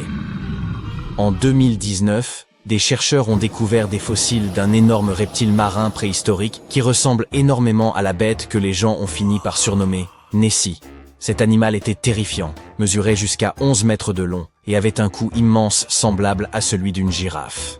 Et il pesait environ 15 tonnes, ce qui équivaut au poids de 3 éléphants. Poursuivons notre liste d'animaux gigantesques avec un pingouin. Je sais, les pingouins n'ont pas vraiment la réputation d'être grands, mais des scientifiques viennent de découvrir ce qu'ils pensent être le plus grand pingouin ayant jamais vécu, le Kumimanu fordisei. On pense que ces oiseaux géants erraient près de la Nouvelle-Zélande, il y a environ 55 millions d'années, et qu'ils étaient énormes, pesant plus de 150 kilos. Cela représente environ 5 fois la taille des manchots empereurs, que l'on considère aujourd'hui comme les plus grands parmi cette famille d'oiseaux. Passons maintenant des plus gros aux plus petits. Voici B. Manfred Schmidti, un grand singe ayant vécu il y a environ 12 millions d'années dans ce qui est aujourd'hui l'Allemagne. Cette créature est très spéciale, car c'est le plus petit grand singe jamais découvert. Et quand je dis petit, je veux vraiment petit. Cet ancien animal ne pesait pas plus de 10 kilos. À peu près la taille d'un chat très bien nourri. Si vous pensez que les petites créatures ne sont pas effrayantes, attendez de voir cette tarentule bleue électrique. Cette nouvelle espèce découverte dans les mangroves de Thaïlande a vraiment l'air d'arriver d'une autre planète. Sa teinte éclatante ne provient pas d'un pigment. Elle a en réalité pour cause la structure unique de ses poils, qui reflète la lumière bleue et lui donne cette apparence d'extraterrestre. Plongeons encore plus loin à présent dans les profondeurs glaciales et noires comme la poix. À environ 610 mètres de profondeur dans la mer d'Andaman, des scientifiques ont découvert une nouvelle espèce de requin fantôme, qu'ils ont nommé Chimaera supapae. Il a l'air tout droit sorti d'un film d'horreur. Un corps lisse et pâle, des nageoires qui semblent serties de plumes et de grands yeux effrayants. Ces requins fantômes ne sont en réalité pas des requins. Ils y sont seulement apparentés, s'étant séparés de leurs cousins il y a environ 400 millions d'années. La bonne nouvelle, c'est qu'ils ne dépassent qu'à peine la taille d'une boîte à chaussures. Vous disiez peut-être qu'on avait fait le tour des créatures étranges? Eh bien voici un ancien amphibien du Brésil, scientifiquement connu sous le nom de Carosei. Cette créature géante nouvellement découverte, qui ressemble à un crocodile, vivait pendant la période du Trias, il y a donc plus de 240 millions d'années. Mesurant près de 3 mètres de long, elle possédait une mâchoire puissante, semblable à celle de l'alligator moderne. Cette bête était une vraie survivante. Elle s'était adaptée aux conditions les plus extrêmes que la planète ait jamais connues. L'année dernière, des scientifiques observaient la dense forêt amazonienne de nuit lorsqu'ils sont tombés sur de curieuses araignées oranges qui avaient l'air d'être chaussées de bottes noires. L'équipe a rapidement compris qu'il s'agissait d'un nouveau type d'araignée crabe. Mais non, elles ne ressemblent pas du tout à des crabes. Elles ont simplement reçu ce nom parce que, perchées sur des plantes, ces araignées étendent leurs pattes latéralement, comme des crabes. Saviez-vous que certaines nouvelles espèces portent le nom de célébrités? Par exemple, l'icône hollywoodienne Harrison Ford a maintenant son propre serpent. Découverte au Pérou, l'espèce T. Harrison Fordi rend hommage à l'acteur célèbre pour son rôle d'Indiana Jones, un archéologue connu pour sa peur notoire des serpents. Mais contrairement aux vilains serpents des films en question, cette nouvelle espèce est assez modeste en taille, mesurant environ 40 cm de long. Nous avons également le Rhampholeon princeai, une petite, nouvelle espèce de caméléon pygmée originaire de Tanzanie, qui a été nommé en l'honneur du rappeur et poète américain Prince Ea.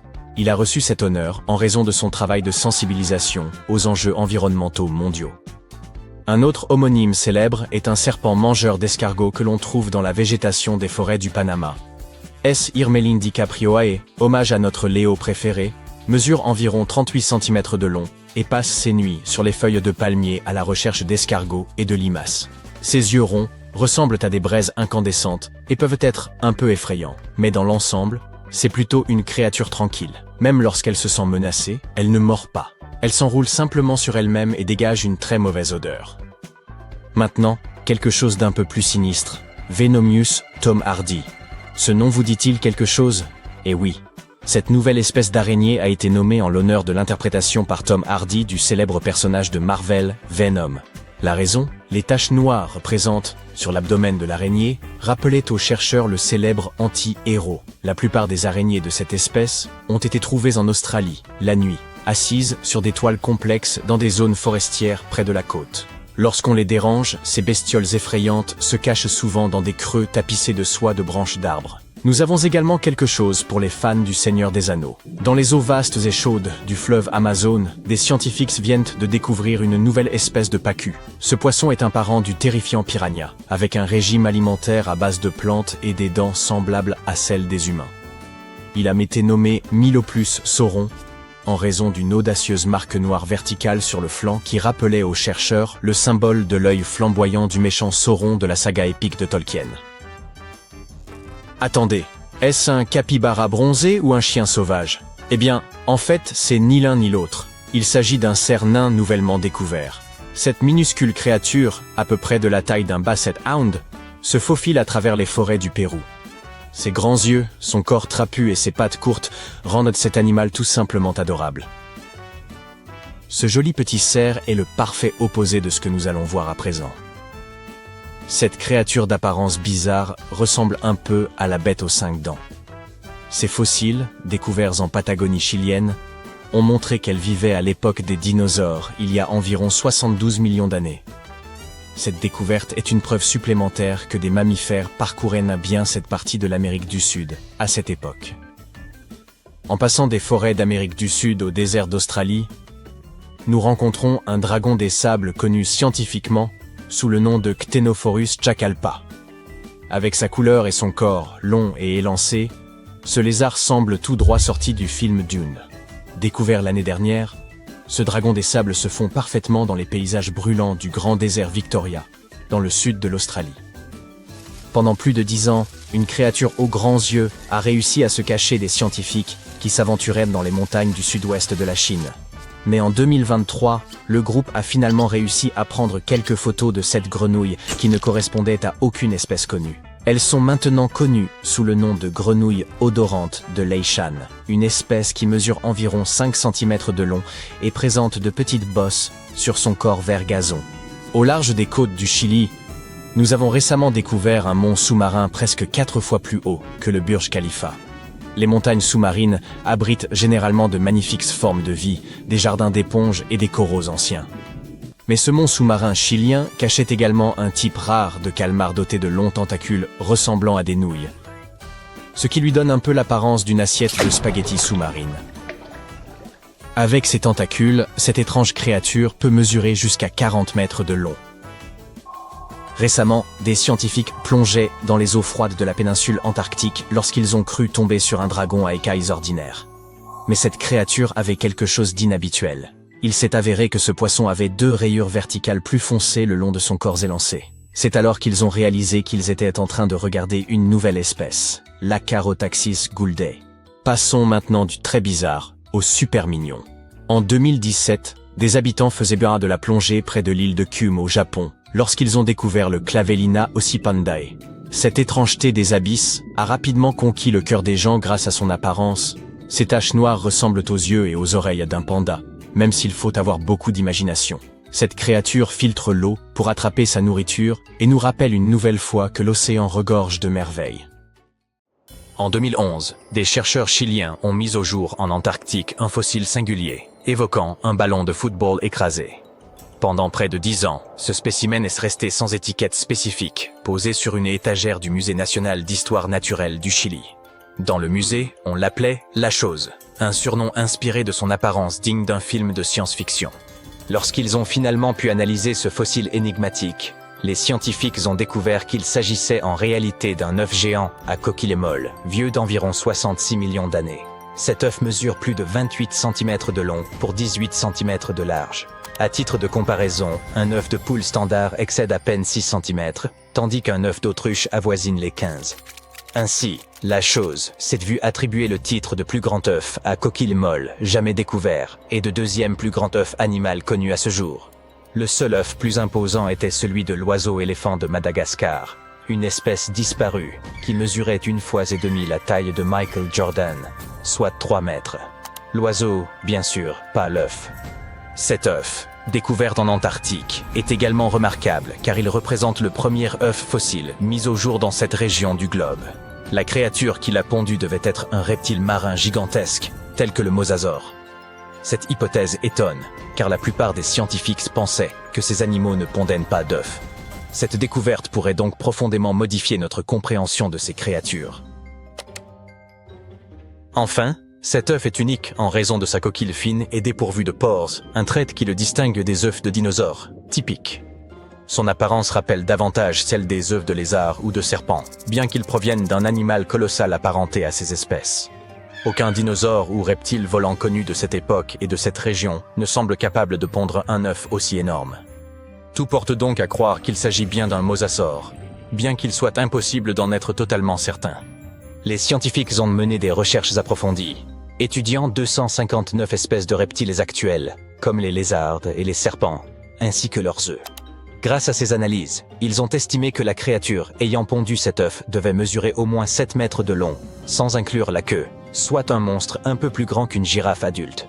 Durant la fin du Crétacé, il y a environ 105 à 66 millions d'années, cette région de l'Antarctique aurait pu servir de pouponnière.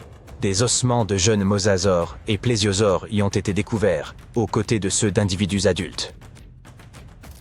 En Norvège, des archéologues ont réalisé une découverte remarquable en retrouvant des dizaines de flèches, cachées dans la glace depuis près de 6000 ans.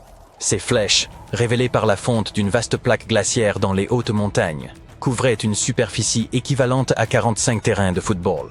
En 2014 et 2016, lorsque les étés ont été particulièrement chauds, les scientifiques ont exploré cette zone connue sous le nom de Langfon.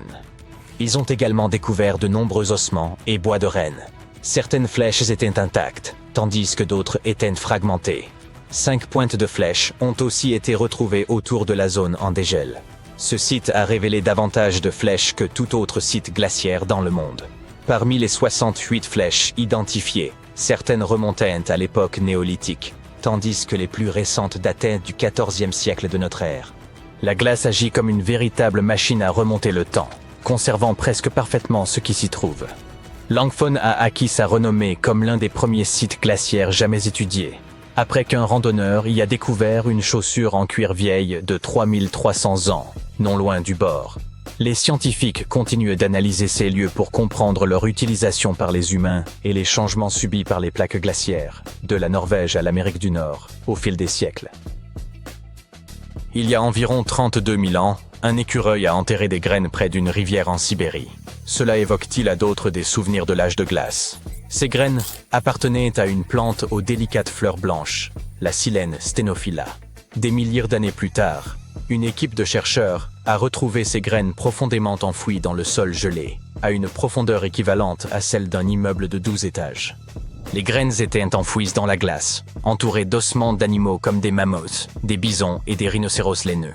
Les graines les plus matures avaient été abîmées, peut-être par l'écureuil lui-même, mais certaines graines plus jeunes conservaient encore des tissus viables.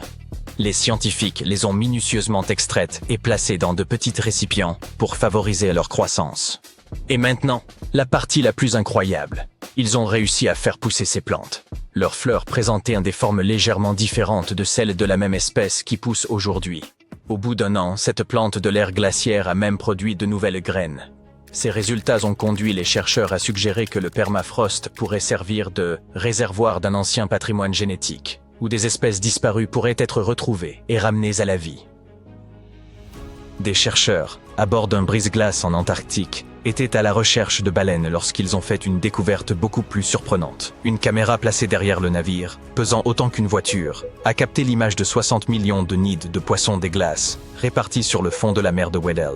Les nids, espacés d'environ 25 cm dans toutes les directions, s'étendaient sur une superficie de 240 km², soit légèrement plus que la taille de Washington, D.C.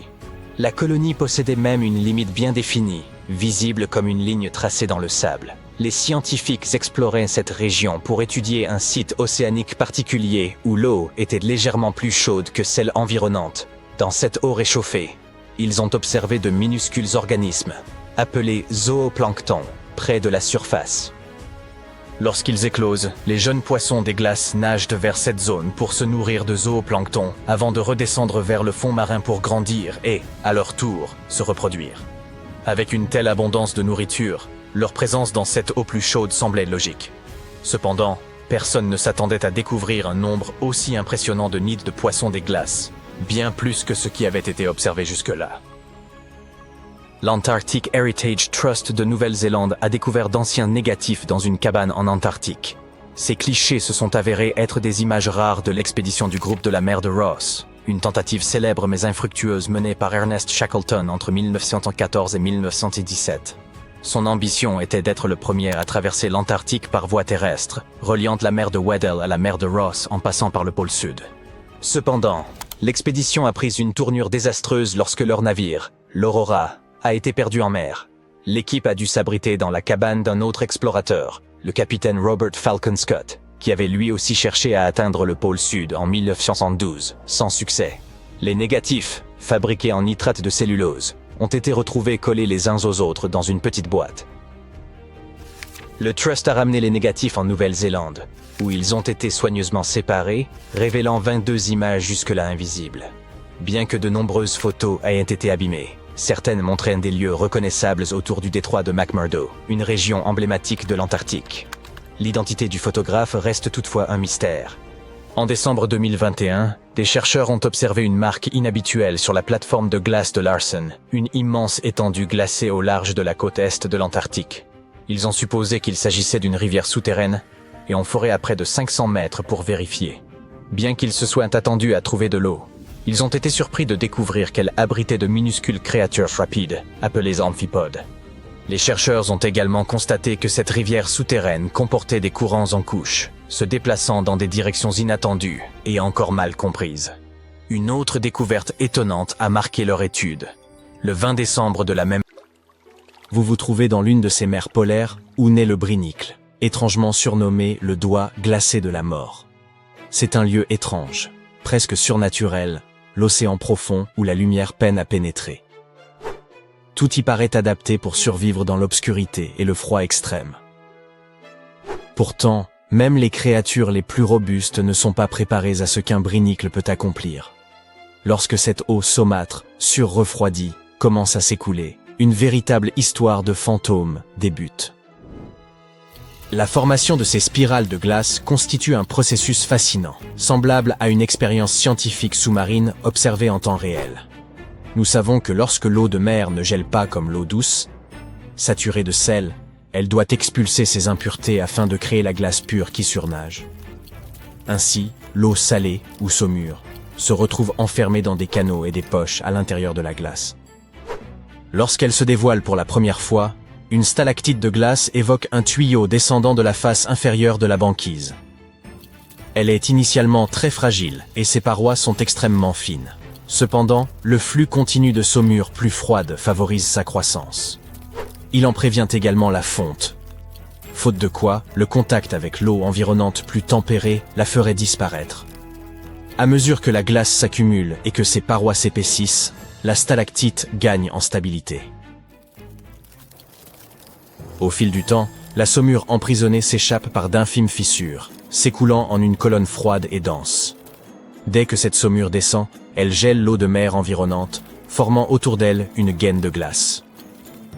C'est ainsi qu'au lieu de fondre en touchant l'eau en dessous, elle forme cette enveloppe glacée qui la protège, lui permettant de devenir plus longue et plus solide. La stalactite continue de descendre, centimètre par centimètre, et cette spirale folle est presque impossible à arrêter. Lorsqu'elle atteint le fond marin, voilà que les ennuis commencent pour toute forme de vie alentour.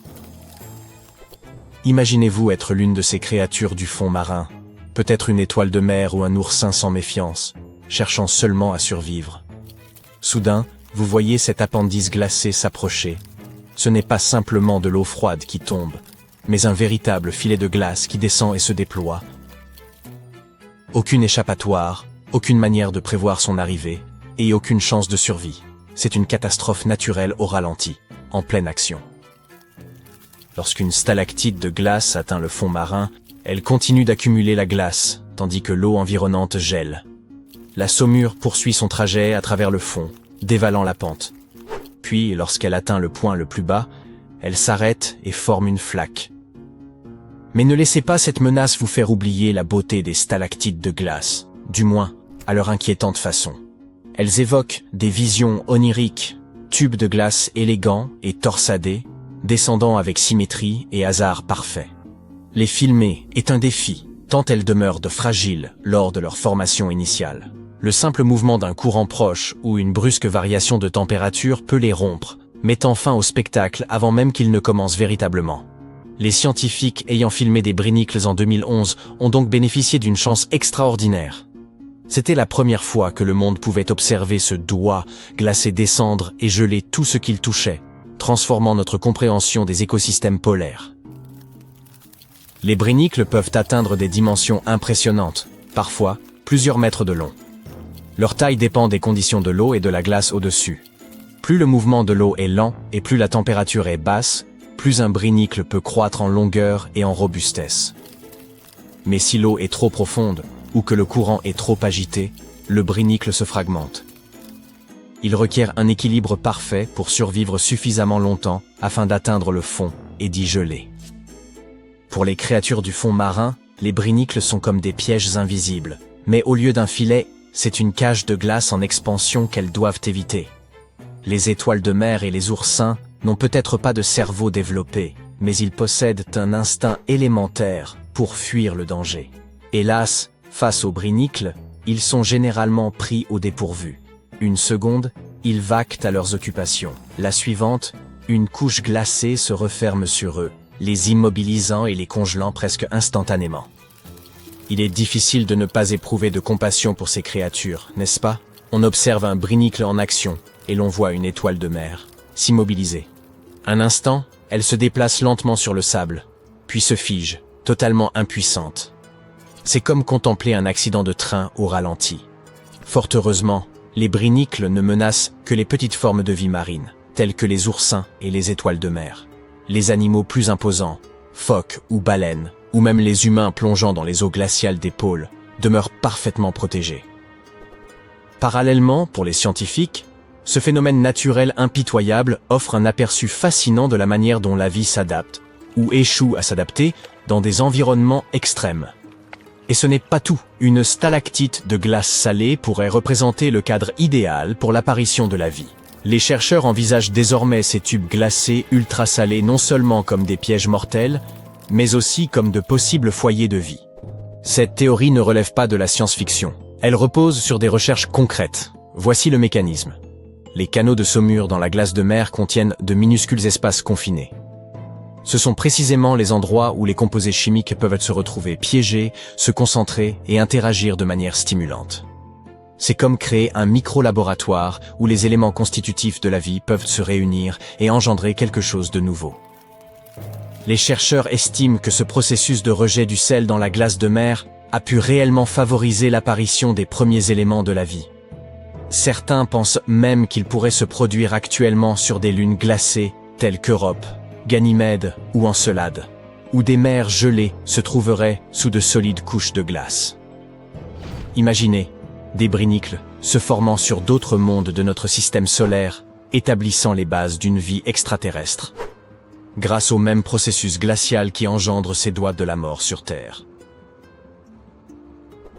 Une des manières dont les scientifiques présentent les brinicles consiste à les comparer à de véritables jardins chimiques. Avez-vous déjà réalisé l'expérience consistant à mélanger des sels métalliques dans une solution et à observer l'émergence de structures évoquant des plantes? Un processus chimique analogue peut être constaté dans l'action d'un brinicle. Dans le froid de la saumure riche en sel d'un brinicle, certaines réactions pourraient se déclencher, donnant naissance à des acides aminés ou à d'autres éléments constitutifs de la vie. Il est fascinant de penser que quelque chose d'aussi dangereux ait pu contribuer à façonner notre monde, ou pourrait engendrer d'autres formes de vie ailleurs. Que ce soit sur Terre ou sur une autre planète, ces réactions chimiques pourraient constituer le premier pas vers l'apparition de formes de vie simples. C'est une sorte d'alchimie où la glace et l'eau salée se combinent pour produire quelque chose de plus que la somme de leurs parties. Et c'est l'une des raisons pour lesquelles les chercheurs sont si désireux d'étudier les brinicles, chaque exemplaire pouvant renfermer un indice sur la manière dont la vie débute, survit ou échoue dans des conditions extrêmes. Quelque chose d'aussi fascinant et étrange, mais pourtant si simple que les brinicles, soulève des questions plus vastes. Comment la vie a-t-elle débuté sur Terre? Quelles conditions sont nécessaires pour que la vie subsiste dans des environnements extrêmes? Des structures semblables pourraient-elles exister dans d'autres régions de notre système solaire, ou au-delà, créant des conditions propices à l'émergence future d'une vie extraterrestre? Aussi silencieuses qu'elles semblent en s'étendant depuis la glace, les brinicles sont aussi le reflet de la complexité et de l'interconnexion remarquable de notre monde. Elles paraissent n'être que de simples doigts de glace, mais renferment des secrets touchant à l'écologie, à la chimie et aux origines mêmes de la vie. Ainsi, la prochaine fois que vous entendrez parler de l'océan, souvenez-vous qu'au plus profond, dans les eaux les plus sombres et les plus froides, quelque chose d'incroyable et légèrement terrifiant se produit en ce moment même. Les vagues se brisent plus haut que jamais, prêtes à engloutir l'une des îles les plus énigmatiques de la planète. D'ici 2080, la montée des eaux pourrait atteindre La'u Tongariki, la célèbre plateforme cérémonielle de Rapa Nui, aussi connue sous le nom d'île de Pâques. Et ce n'est pas une simple spéculation. Des chercheurs de l'université d'Hawaï, à Manoa, ont déjà effectué des simulations et publié leurs résultats dans le Journal of Cultural Heritage. Leur étude révèle que jusqu'à 51 autres sites culturels, y compris les célèbres statues Moai, pourraient eux aussi être submergés. Mais avant d'en venir à ces sombres perspectives, intéressons-nous à Rapa Nui elle-même. C'est le nom d'origine de l'île de Pâques. Des populations venues de Polynésie s'y sont établies vers l'an 300 de notre ère. Une fois installées, elles ont développé une culture singulière, à la fois inventive et profondément spirituelle. Entre le Xe et le XVIe siècle, elles ont érigé d'imposantes plateformes cérémonielles appelées Aou, ainsi que d'immenses statues, les Moai, destinées à honorer leurs ancêtres. Ces figures colossales se dressent encore aujourd'hui, conférant à l'île une aura de mystère. Tout cela est préservé au sein du parc national de Rapa Nui, une réserve naturelle chilienne qui constitue le cœur même de la culture locale. L'architecture et les sculptures y sont d'une originalité sans équivalent, même au sein du monde polynésien. L'île de Pâques est d'ailleurs l'un des lieux les plus isolés du globe. Elle se situe à environ 3700 km du territoire chilien, couvre 166 km² et son site classé au patrimoine mondial s'étend sur près de 70 km², incluant 4 petits îlots voisins. Le parc national de Rapa Nui abrite une profusion de trésors archéologiques. Les chercheurs y ont recensé près de 900 moai, plus de 300 AU et des milliers d'autres structures liées à l'agriculture, aux rites funéraires, à l'habitat ou à la vie quotidienne. Ces statues sont fascinantes. Certaines atteignent 2 mètres de haut. D'autres frôlent les 20. La plupart furent taillées dans une lave jaune-brun à l'aide d'outils rudimentaires en basalte nommés toki. Certaines étaient encore en cours de sculpture, d'autres transportées vers leur emplacement définitif, et plusieurs furent abattues, puis redressées. Les carrières comme celle de Ranoraraku témoignent encore du savoir-faire de leurs artisans. Les AU présentent une grande diversité de formes et de dimensions. Le plus vaste, AU Tongariki, aligne 15 moai sur sa plateforme. La majorité repose sur une base de pierre soigneusement assemblée, avec une rampe souvent pavée de galets polis et une esplanade à l'avant. L'art rupestre y est omniprésent. On y découvre des pictogrammes et des pétroglyphes au style varié, tandis que les grottes renferment d'autres sculptures. Même les villages, fermes et autres édifices sont d'un intérêt exceptionnel. Au XVIe siècle, d'après les chercheurs, la société Rapa Nui a traversé une profonde crise. Les ressources naturelles s'étaient épuisées, entraînant une mutation culturelle majeure. De nombreux monuments mégalithiques furent endommagés ou détruits, et le culte des ancêtres céda la place à celui de l'homme-oiseau. Ce nouveau culte, centré à Orongo, près du volcan Ranokau, s'exprimait dans 54 maisons de pierre semi-souterraines, de forme elliptique, ornées de gravures évoquant les oiseaux et la fécondité. Il perdura jusqu'au milieu du XIXe siècle. La colonisation bouleversa ensuite l'île, l'introduction du bétail. Les déplacements forcés et les maladies décimèrent la population indigène, qui tomba à un peu plus d'une centaine d'individus. Aujourd'hui, l'île abrite à la fois les descendants des anciens habitants et des immigrés, tous unis dans la volonté de préserver cet héritage tout en s'adaptant à la modernité. Hélas, ce patrimoine exceptionnel pourrait pourtant disparaître à jamais. Si aucune mesure n'est prise, la montée du niveau marin risque de compromettre le site du patrimoine mondial de l'UNESCO de Rapa Nui. Les scientifiques rappellent que la prise de conscience de ces menaces n'est qu'un premier pas. Comprendre la situation permettrait de concevoir des moyens efficaces pour protéger ces monuments anciens. Pour évaluer la gravité du danger, les chercheurs ont conçu un double numérique de l'île et fait tourner des simulations informatiques d'une précision remarquable, retraçant le mouvement des vagues sur le littoral. Ils ont ensuite superposé ces cartes de la montée des eaux aux données des sites culturels, recueillis grâce à des partenaires locaux, afin de déterminer lesquels seraient frappés les premiers. Les résultats sont éloquents. L'élévation du niveau des mers menace toutes les côtes du globe, mais l'enjeu est désormais de savoir quand et avec quelle intensité. Selon les projections, les vagues pourraient atteindre l'Ahu Tongariki d'ici 2080. Cette célèbre plateforme surmontée de moai, véritable symbole de la culture Rapa Nui. Les données sont indiscutables, et le temps presse. Les habitants doivent agir sans délai, avant que l'océan ne s'approprie ce qui leur revient de droit. Et l'île de Pâques n'est pas le seul site patrimonial à subir les assauts du climat. Au Pérou, l'antique cité de Shanshan endure les effets du dérèglement météorologique. Ancienne capitale de l'Empire Chimou, elle demeure la plus vaste cité précolombienne en terre crue du continent américain.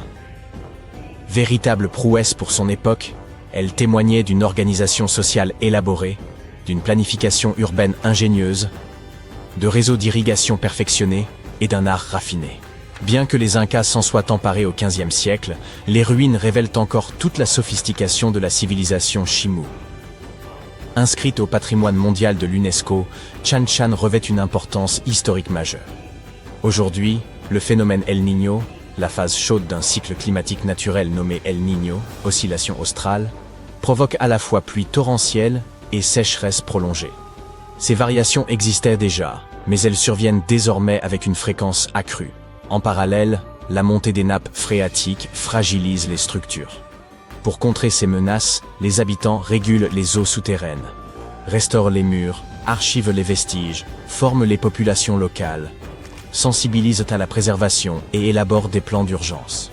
Les tempêtes et la réduction des zones côtières engendrent aussi de graves difficultés sur l'île Herschel, au Canada, où des baleiniers s'établirent au XIXe siècle. La situation est si critique que plusieurs bâtiments ont dû être déplacés vers l'intérieur des terres pour échapper à l'océan. Si l'érosion se poursuit, il faudra les déplacer de nouveau, et certains édifices finiront sans doute abandonnés.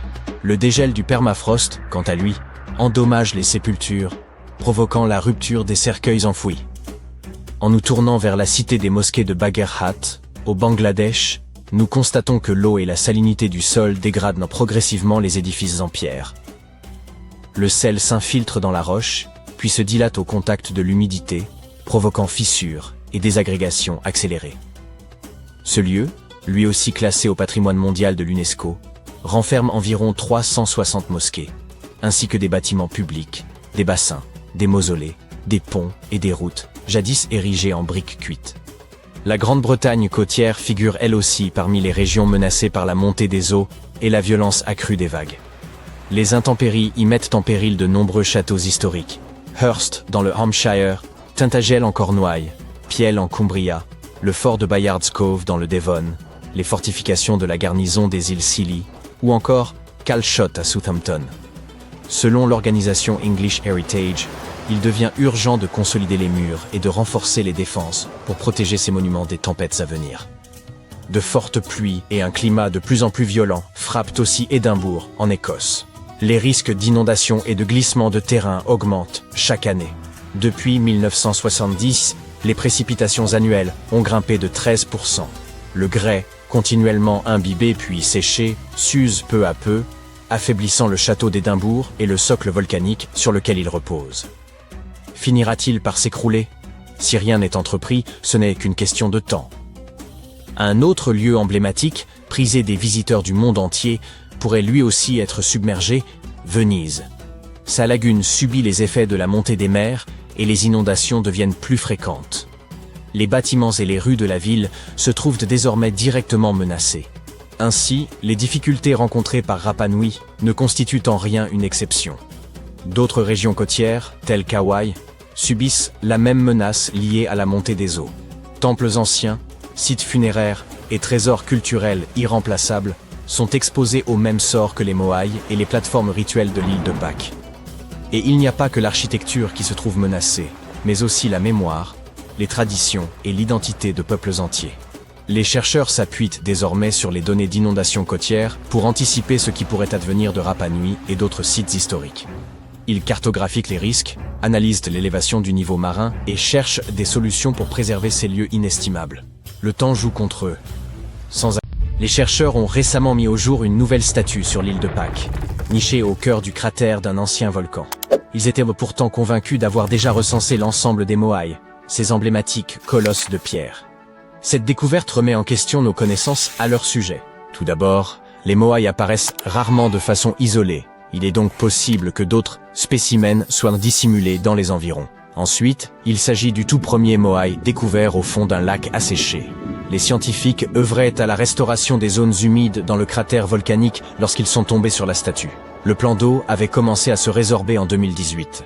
Durant 2 à 3 siècles au minimum, le lac présentait une profondeur avoisinant les 3 mètres, ce qui rend toute intervention humaine à son fond hautement improbable. Les experts estiment que les Moai remontent à plus de 5 siècles. Il est donc plausible que le peuple Rapa Nui ait transporté cette statue en ce lieu à une époque où le bassin était complètement asséché. La statue récemment exhumée mesure environ 1,50 m de haut, ce qui demeure modeste comparé à la majorité des sculptures présentes sur l'île. Elle se distingue néanmoins par sa forme complète et ses traits nettement définis. Les chercheurs prévoient d'effectuer une datation au radiocarbone afin d'en préciser l'ancienneté. À la demande des anciens de la communauté Rapa Nui, ils n'envisagent pas de déplacer la statue de son emplacement d'origine. Les statues Moai ont longtemps suscité la perplexité des chercheurs. Si l'on savait qu'elles furent érigées en l'honneur des chefs de l'île, nul n'était en mesure d'expliquer pourquoi ces sites précis avaient été retenus pour leur implantation. La majorité d'entre elles ont été retrouvées sur les rivages de l'île. Des chercheurs de l'université new-yorkaise de Binghamton ont entrepris d'étudier de plus près les emplacements des statues et ont découvert qu'ils étaient liés à la présence d'eau. L'île de Pâques, constituée de sols volcaniques poreux, absorbe aisément la pluie. En conséquence, elle ne dispose ni de rivières abondantes ni de sources suffisantes. Il y a plusieurs siècles, les habitants dépendaient de l'écoulement des eaux souterraines pour s'approvisionner en eau potable. L'eau retenue en profondeur dans les strates rocheuses ou sédimentaires, appelées aquifères, finit par remonter jusqu'à la surface. Lorsqu'elle émerge à proximité du littoral, elle se mêle à l'eau salée de la mer, mais le taux de salinité reste suffisamment bas pour que l'eau demeure consommable. Les insulaires la recueillaient directement au point d'émergence. C'est vraisemblablement pour cette raison que les Moai furent édifiés en bord de mer, à proximité immédiate de cette précieuse ressource.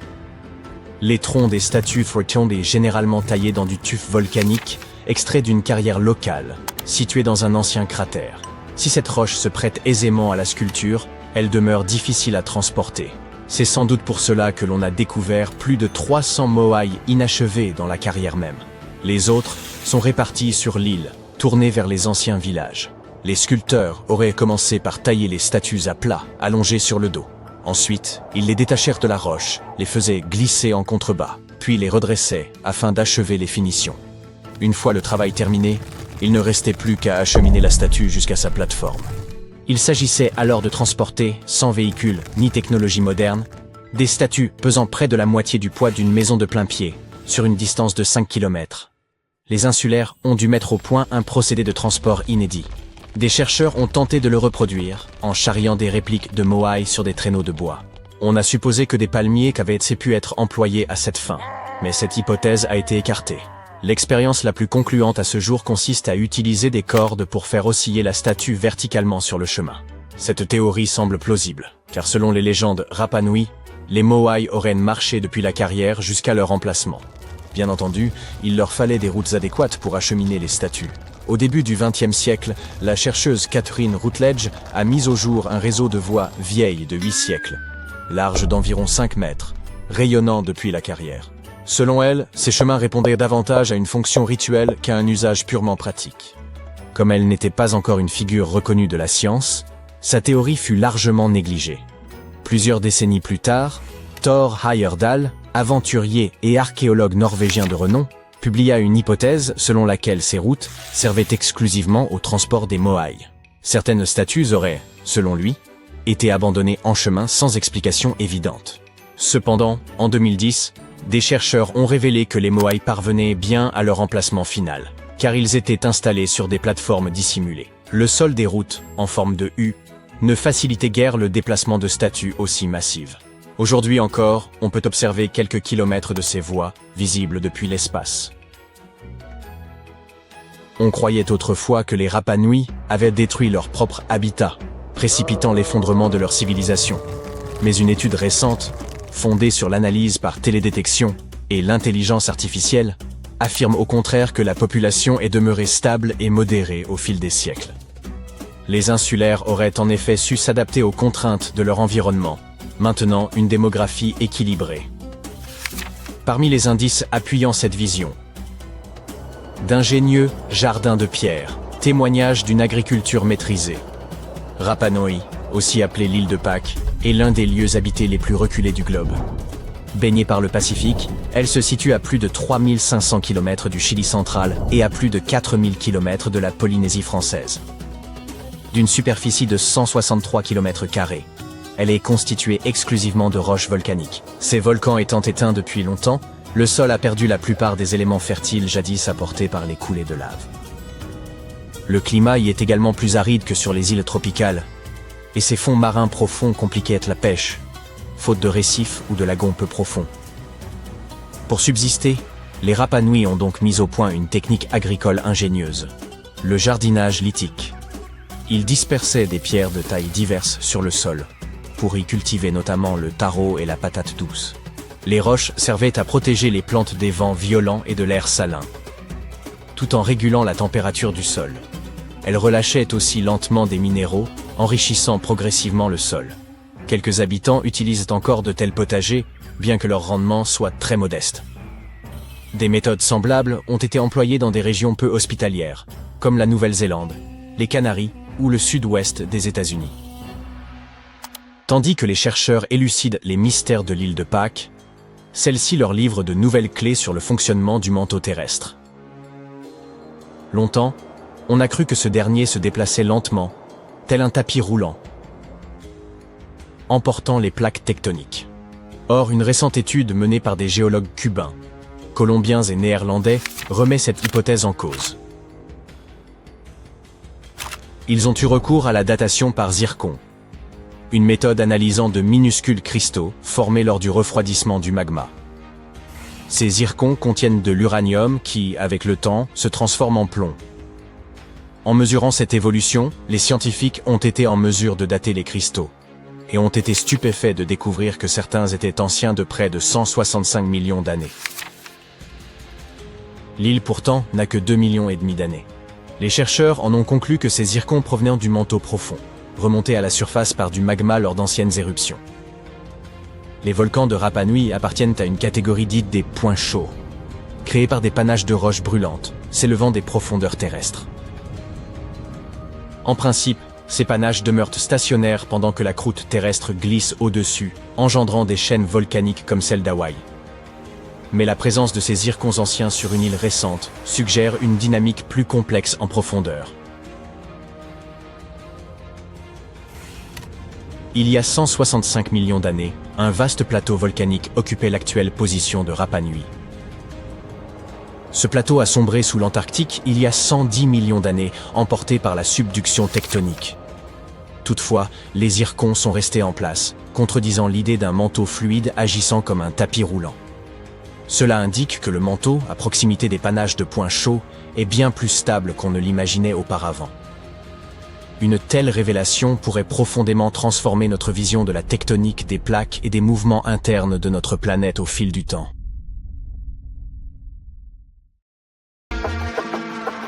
Dans un parc canadien gelé, caché sous d'épaisses couches de glace, des scientifiques ont découvert un squelette bizarre qu'ils ont baptisé le dragon gelé. Le squelette se trouvait dans la glace depuis des millions d'années.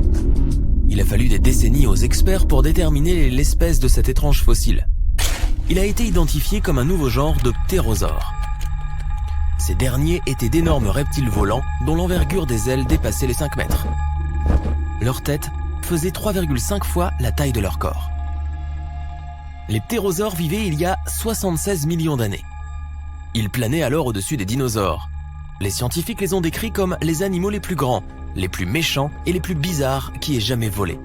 Le nouveau genre a été nommé Cryodracon boreas, ce qui se traduit par dragon gelé des vents du Nord. En 2013, un jeune alpiniste escaladait l'une des plus hautes montagnes d'Europe occidentale, le Mont Blanc. Il a remarqué une étrange boîte métallique qui dépassait de la neige. L'alpiniste a forcé la boîte et a découvert qu'elle était remplie de rubis, d'émeraudes et de saphirs précieux. L'alpiniste a immédiatement remis la boîte aux autorités. On a découvert que la boîte appartenait probablement à un passager de l'un des 2 vols en provenance d'Inde qui se sont écrasés sur la montagne il y a plus de 50 ans. La boîte a été évaluée à plus de 200 000 $ et les autorités sont toujours à la recherche de l'héritier de la petite boîte de trésor. En 2007, dans le nord-ouest de la Sibérie, un éleveur de rennes faisait une sortie avec ses fils lorsqu'il a remarqué quelque chose d'étrange dans la glace. L'homme a réalisé qu'il s'agissait d'un jeune mammouth congelé et a immédiatement contacté le musée local.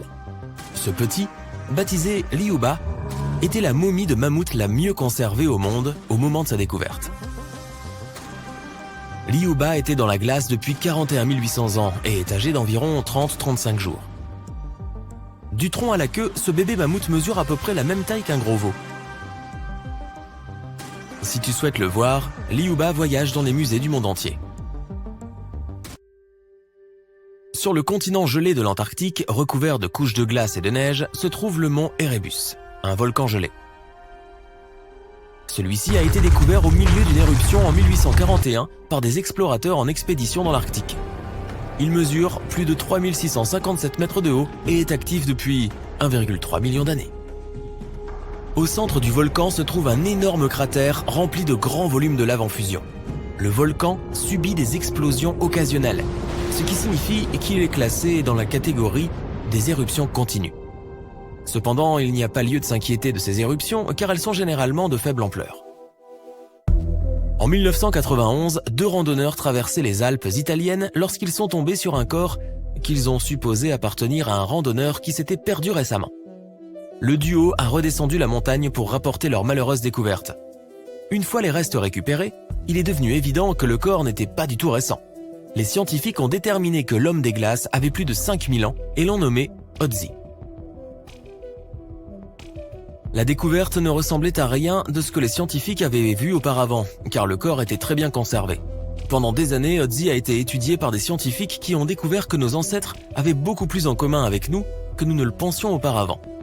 Ötzi était couvert d'art corporel à base d'encre. Les recherches effectuées sur le contenu de son estomac ont révélé que son dernier repas était de la viande séchée, semblable au bacon que nous mangeons aujourd'hui. Ötzi a au moins 19 parents vivant aujourd'hui quelque part en Europe centrale. Des scientifiques étudiaient d'anciens terriers d'écureuils en Sibérie lorsqu'ils sont tombés sur quelque chose d'intéressant. L'un des écureuils avait caché de précieuses graines dans les profondeurs du sol. Les graines étaient enfermées dans la glace depuis 32 000 ans. Les graines étaient issues de la fleur Silene stenophila, qui avait disparu depuis longtemps. De manière incroyable, les scientifiques ont pu récupérer des tissus végétaux à l'intérieur des graines et faire pousser une culture entière de celles-ci. Ils ont depuis réintroduit cette fleur disparue dans des habitats naturels du monde entier. En 1930, une équipe de scientifiques norvégiens a navigué autour de l'océan Arctique pour mener des recherches sur les mers et les glaciers. Ils ont atteint White Island, une terre dangereuse et glacée sur laquelle aucun humain n'avait mis les pieds auparavant. C'est du moins ce qu'ils pensaient, car les scientifiques ont été choqués de découvrir le bout d'un petit bateau qui dépassait de la neige. Gelés à l'intérieur du bateau, ils ont trouvé du matériel scientifique et divers objets personnels, dont une veste portant le monogramme S.A. André. Ils avaient découvert l'épave de la célèbre expédition arctique d'André en ballon. En 1897, les explorateurs suédois, sous la direction d'André, ont tenté de se rendre au pôle Nord à l'aide d'un ballon à hydrogène. Personne n'a plus jamais entendu parler d'eux. Les gens ont découvert ce qui leur était arrivé seulement lorsque l'épave a été découverte 33 ans plus tard. Il s'avère que le ballon s'était écrasé sur White Island 2 jours seulement après leur départ de Suède. Les explorateurs ont longé l'île sur un petit bateau de fortune mais n'ont pas pu aller plus loin. Le mammouth laineux le mieux conservé qui ait jamais été trouvé a été découvert dans une zone de permafrost en Sibérie en 2010. Les scientifiques ont baptisé ce mammouth congelé Yucca, du nom du petit village situé à proximité de l'endroit où il a été découvert. Yucca a été congelé pendant 39 000 ans et on pense qu'il était âgé de 6 à 8 ans. Comme il a été si bien conservé, Yucca a été étudié pendant des années et a fourni de nouvelles informations sur les mammouths. En 2019, des scientifiques ont déclaré qu'ils étaient capables d'activer des cellules prélevées dans les tissus du Yucca.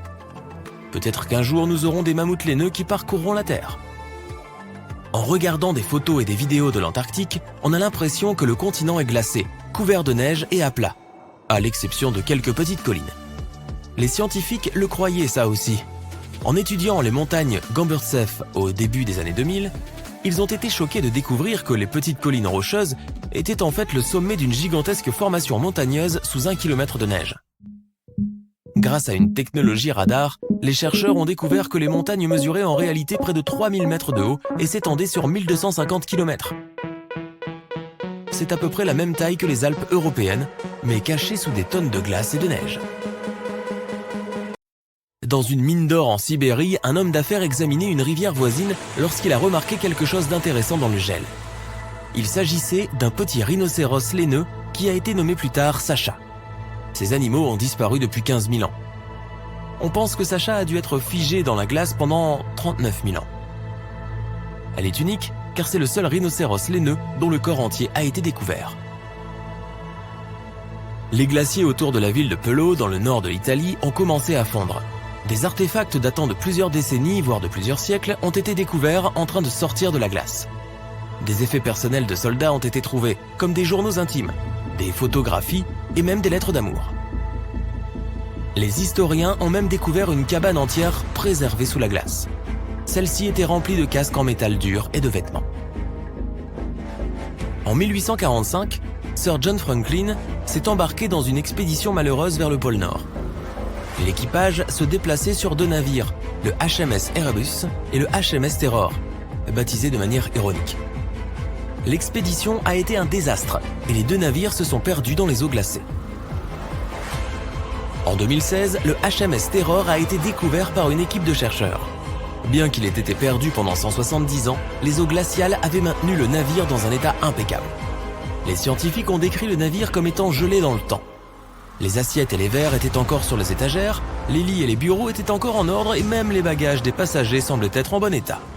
Le HMS Erebus a également été découvert à proximité, mais en raison des conditions changeantes de l'eau, le navire, lui, n'était pas en très bon état.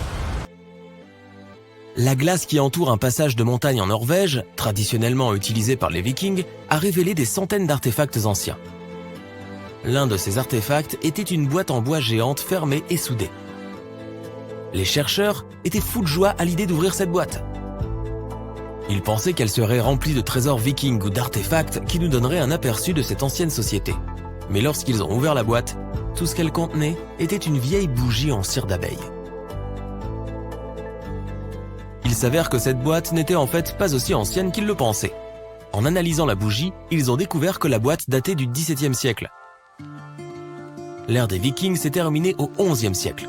Il est probable que la boîte avec la bougie appartenait à un fermier qui l'expédiait de sa ferme d'été à sa ferme d'hiver pour éclairer les longues nuits.